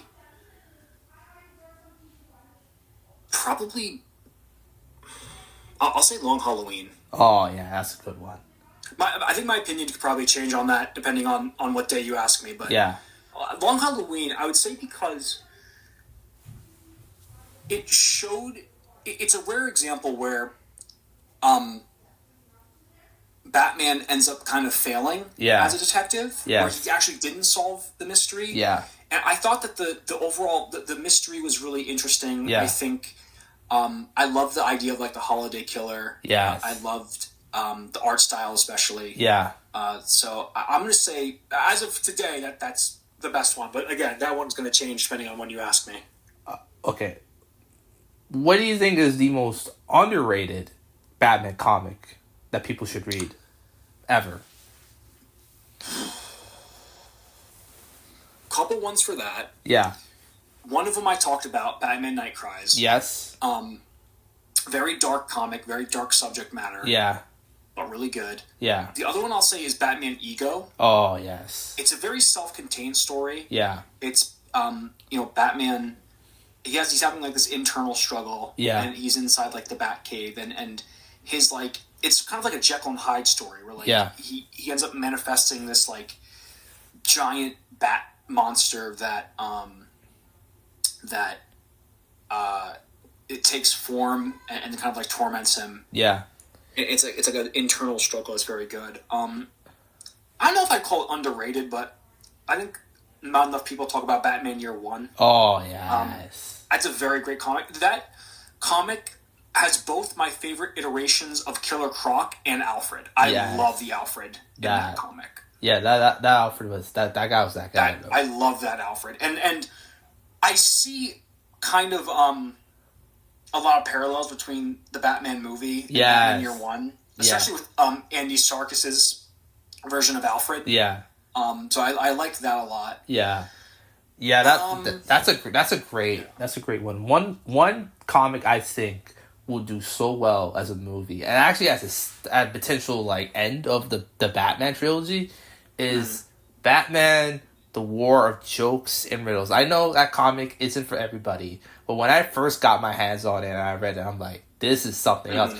I mean, there's these couple comic panels where it was Deathstroke and Deadshot taking pot shots at each other through these opposing roofs. I'm like, yo, this is crazy. Yeah, I like that one. It gets like, it's a very chaotic comic. Yeah. Like, it gets very, like a lot of characters thrown at you, but I like that one too. Yeah. Yeah. For That'd sure. be interesting to see. Yeah, that'd be really interesting for sure. Okay. Third one. Who do you think is the best actor / actress working in Hollywood right now, and why? Ooh. Let me think about that.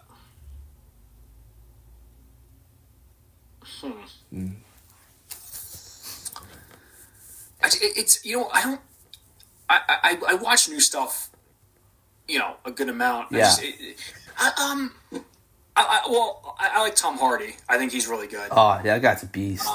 Yeah, he's just I like even if some people don't like all the movies he's been in, it's fair enough. But I like his method, how he just like gives it his all. Yeah. In so many things. He single-handedly made the first Venom movie actually enjoyable. Like, if anyone else did that movie, like, there wouldn't be a trilogy. There just wouldn't be. I'll tell you what, I like the first Venom movie. I actually like the second one a lot more, just because it's kind of like, it just kind of like throws away, like, it just kind of like, says F it and just does whatever it wants. Like, it kind of embraces the goofiness of it. And I just like that they kind of went with that. Tom Hardy's really good. Yeah. It's a damn shame we might not see him and Tom Holland go at it. Because that would be amazing. I know. Well, Sony just is a mess right now. Yeah, it is, man. I'll say Robert Pattinson is a great actor, too. Yeah. I mean, even before the Batman, like, he was in things like, The Lighthouse, which was really, really good. Good times. Yeah. Shout out to 106 Point Never, who did the soundtrack. That guy's a master, bro. Yeah. And then for actresses, let's say Mia Goth, probably. Yeah, she's amazing. Anya Taylor-Joy, to me, for like a good 3-4 year stretch, she was by far the best actress on the planet. It's just people just didn't want to get out their own sort of bias because she wasn't conventionally attractive, whatever that means. She's very, very good. She was excellent. Actually, probably a couple weeks ago, I saw The Witch for the first time. Yes. She was great in that. And that was her debut performance. Yeah. That was terrific. That's insane to me for sure. To me, the best actor right now it's Timothée Chalamet. Like, what he's doing right now, the run he's been going on, and it seems like a lot more people of my age, they're finally liking him now.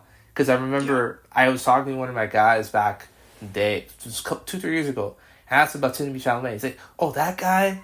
Really?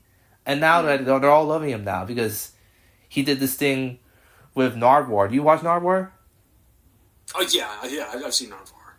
He did this with Nardwuar, and all the comments are like, yo, this is crazy. I'm like, man, he was always that good. It's just, you just have to give someone a chance. Yeah. I'll say that I think she's a good actress, but even more than that, like, just the run she's been on. Yeah. I'll say Jenna Ortega. Oh, yeah. Like, she's been killing it bro, over the last, 2 years. Honestly, bro. Jenna Ortega's she's like the Jamar Chase of the movie industry. Any type of director, she's going to get her numbers, bro. Yeah. And she's doing, all different kinds of stuff, too. Like, she's very, very talented. Yeah, it's clearly very talented. And I hate... It's so funny because, you know how, the movie subreddit, they have their favorites, right? Mm. I hate when they dismiss her. So they dismiss her like crazy. And I'm like, bruh, I don't know how you could dismiss something like this. I just don't know. She single-handedly revived Scream, a franchise that was a joke for a while. And two of the better movies in the franchise just came out last couple of years, and she was a big part of those movies. So, I mean, that's kind of crazy. Yeah, definitely. I think even, I don't think I love everything she's been in, but I'll say Sydney Sweeney's also put in a lot of work too. Yeah, she's just in she's even producing stuff too. Yeah, she's not bad herself. I just I'm not the biggest fan of everything she's been in. Yeah, I think Jenna Ortega, she's just really the work ethic is crazy. Yeah, that's the thing. I think a lot of people's first impressions of Sydney Sweeney is kind of gross. Yeah. and it's like, and people just can't get their minds off of that. Like, it's so funny. Like, she's in a movie with Ana de Armas and Jude Law, and I think Ron Howard is directing it. I think it's called Eden, and everybody's talking about, oh, are they gonna both kiss? I'm like, what?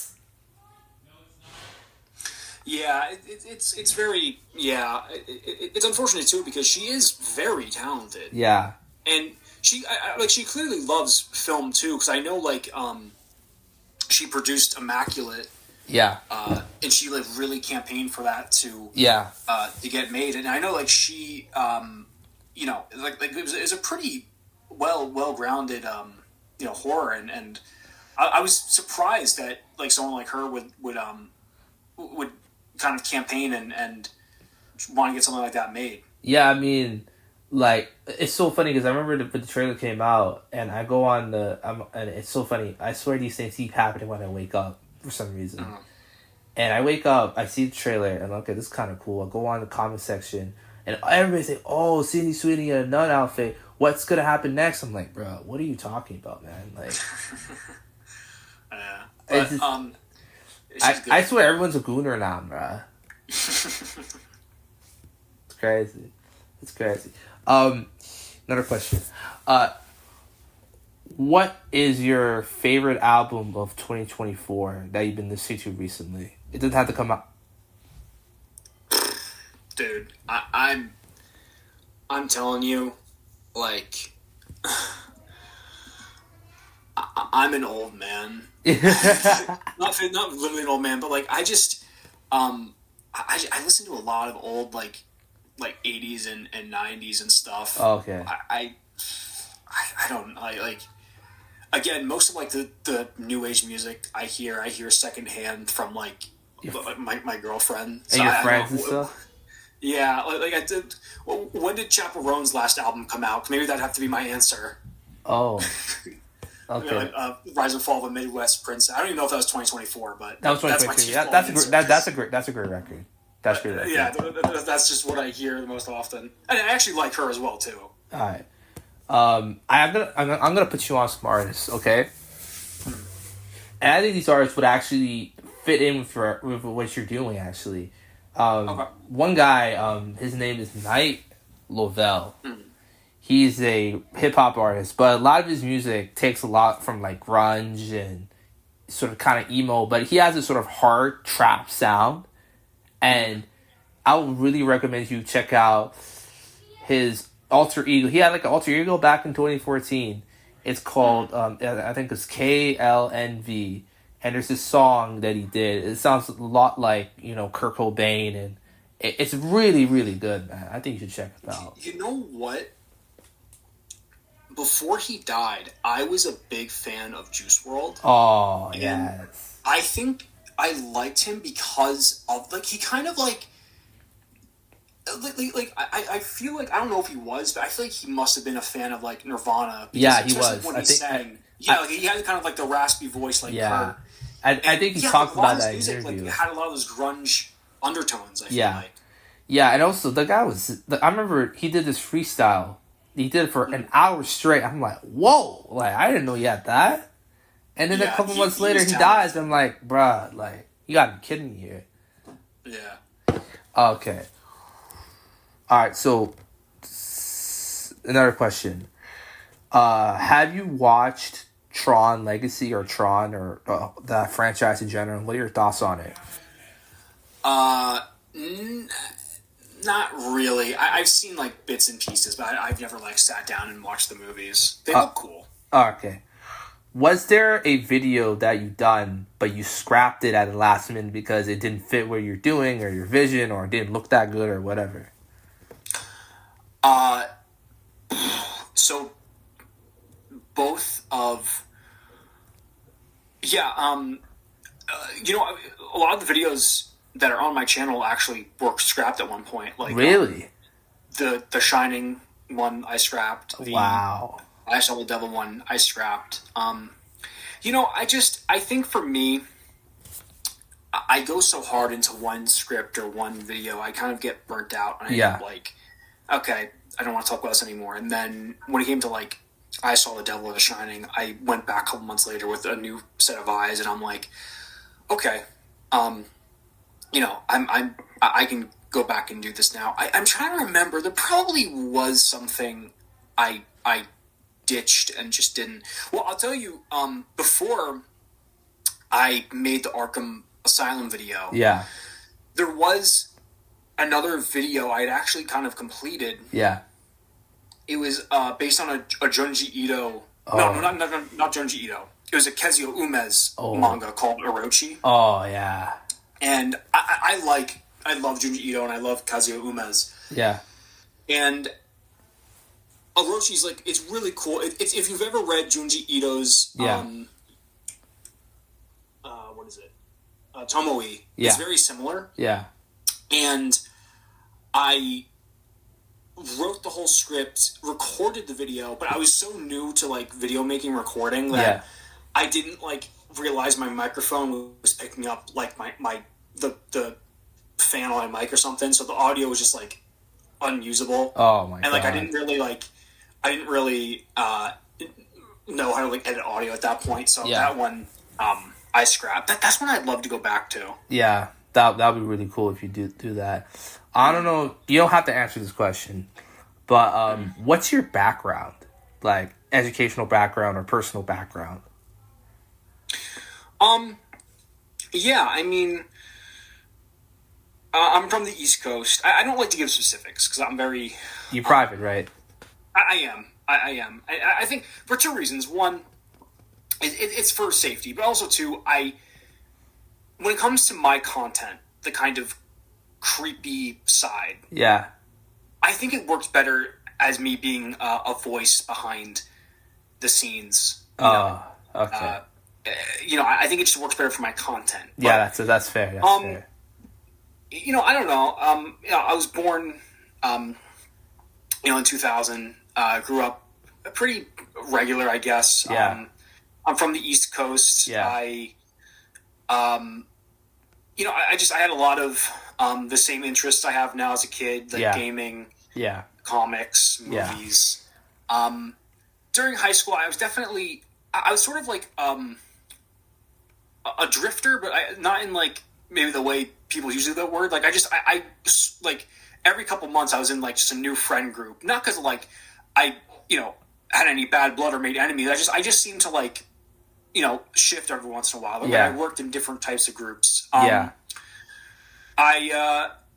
was kind of in and out of college for a little bit before I started YouTube, and since starting YouTube, it's been my main thing. Okay. And I wouldn't say I would say I had a pretty normal life, like nothing too crazy. Okay. All right. So So here's one of the last questions before before I close off. Who was your celebrity crush growing up, and who's your current one right now? I know you have a girlfriend, but like,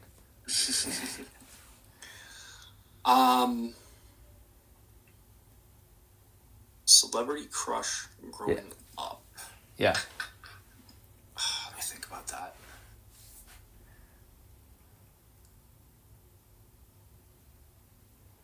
There's probably a few. You know what? One I liked a lot. What? She's not like a known actress. She was. Did you ever watch? I think it was on Spike TV. That was like an old channel. Oh yes. They used to have like a couple of shows. Like they had like X Play. That was like this like video game show. Oh. And then they had one called Attack of the Show. Oh. It was like more about like online content or something. Yeah. I think her name was Sarah Jean Underwood. Oh. Yeah. Yeah. She was very. Yeah. I think she was even like a playmate, like a Playboy bunny at one point. I think that's what she did before she was on the show. Which I didn't even know that before then. But that's crazy. Yeah, I was her very much when I was younger, and then today, let me think.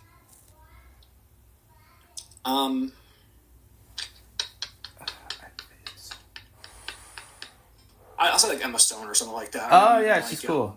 Yeah, she's cool. Like Emma Stone. I would probably even throw like Mia Goth in there, maybe. Yeah, Maya Goth. Yeah, she got it for sure. It's so funny actually because one of my it's so funny is it's kind of a journey, right? I remember when I was younger, my first actual crush, it wasn't really a crush. It was a date. I used to have date crushes where I watch a movie and I obsess about that person and it goes away. Sure. Huh? Sure. Yeah. So I remember this when I was younger, and Juno came on for some reason, right? I was flipping through the channels, YTV, and the next thing you know, Juno was playing. I'm like, what? I'm like, is this? And I didn't know, right?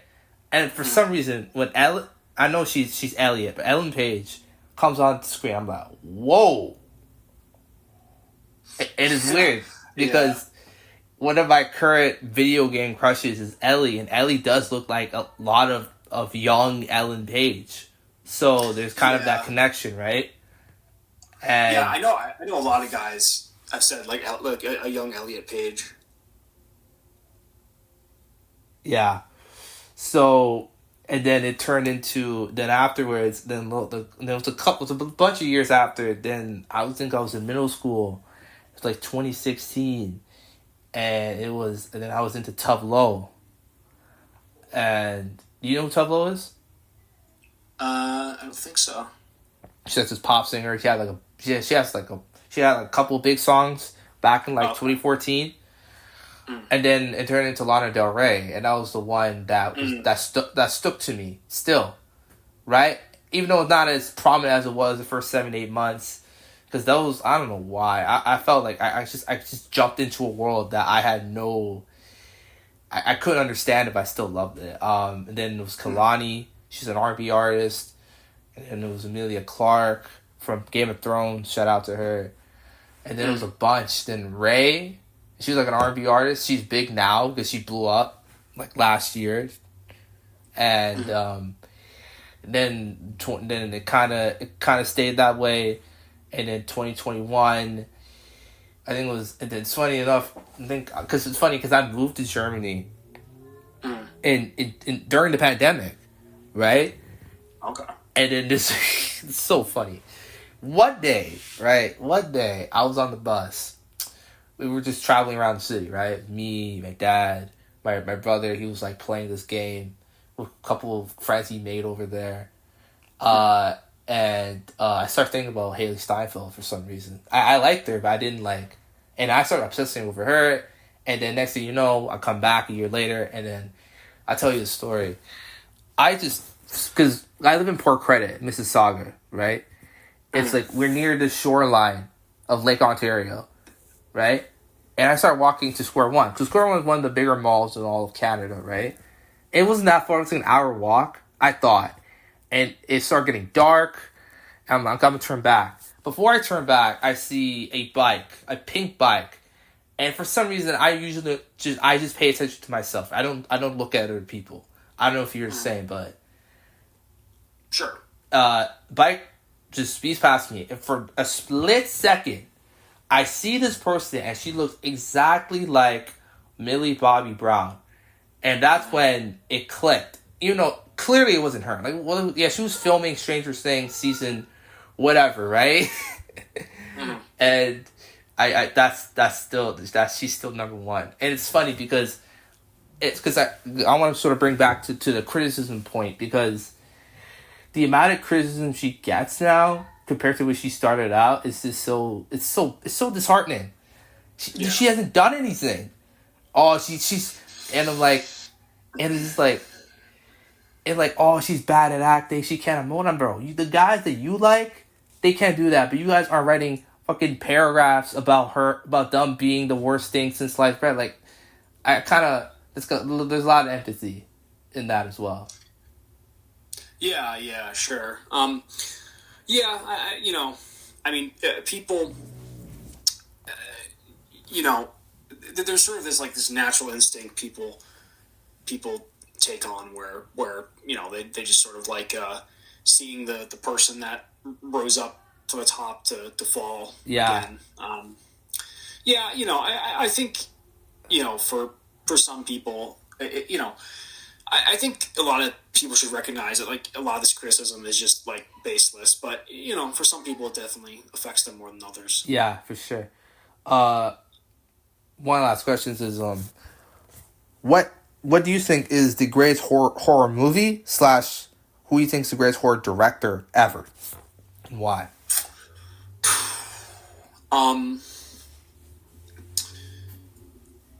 Well, I think it's going to be... I'm going to combine it into one answer, because I think the greatest horror movie is John Carpenter's The Thing. Yes. And then I also think he's the best horror director. I love all of Carpenter's work. Yeah. I just think he, you know, the way he tells a story is great. The way, you know, his cinematography is so unique. Yeah. I loved everything he did. Halloween. Yeah. You know, The Thing, They Live. Yeah. Even The Ward. They were all just, like, great movies. And yeah. I loved, you know, his style, his vision. Yeah. All right. You know, what he did for, like, you know, Halloween and things was amazing. All right. So, okay, so, who's your top 5 comic book crushes?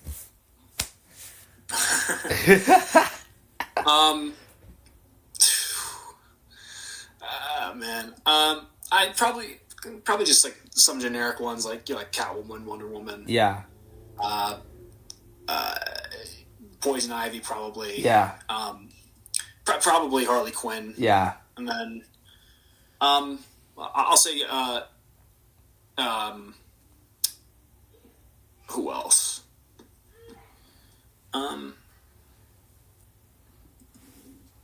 Trying to think. I'll say Sue Storm. Oh, yeah, Sue Storm's cool. Yeah, she's cool.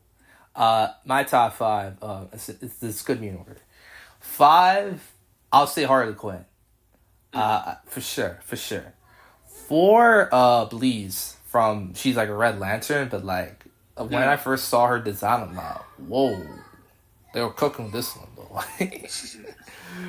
though. 3, Wonder Woman, of course. Yeah.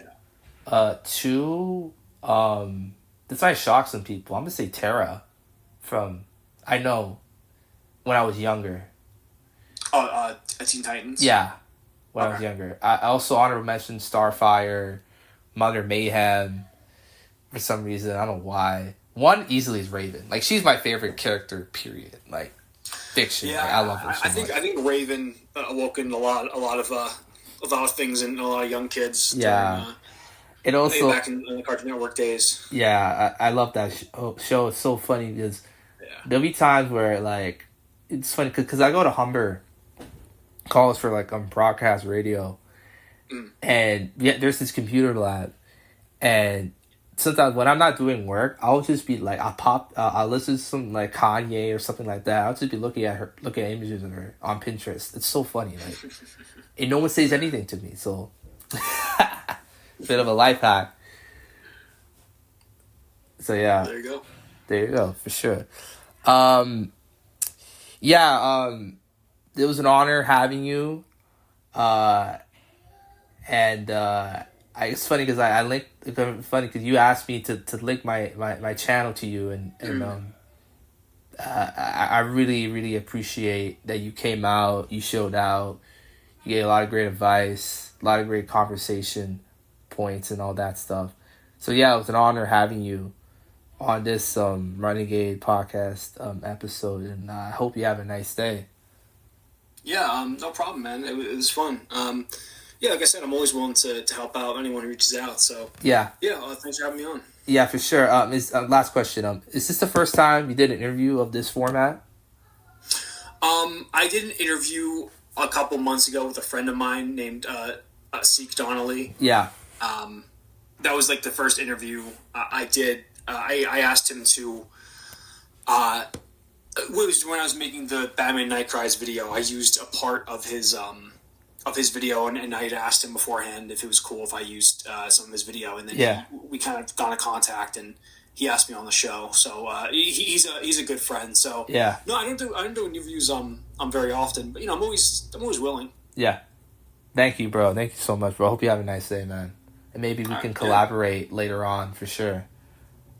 Yeah. We'll definitely see what we can do. All right. Bye. All right. See you, man. See ya. And that is the episode of the Renegade Podcast. I hope everyone enjoyed. And I hope to see you guys soon. Like and subscribe. Follow me on Twitter, Reddit, Instagram, YouTube, all those places. And have a good day.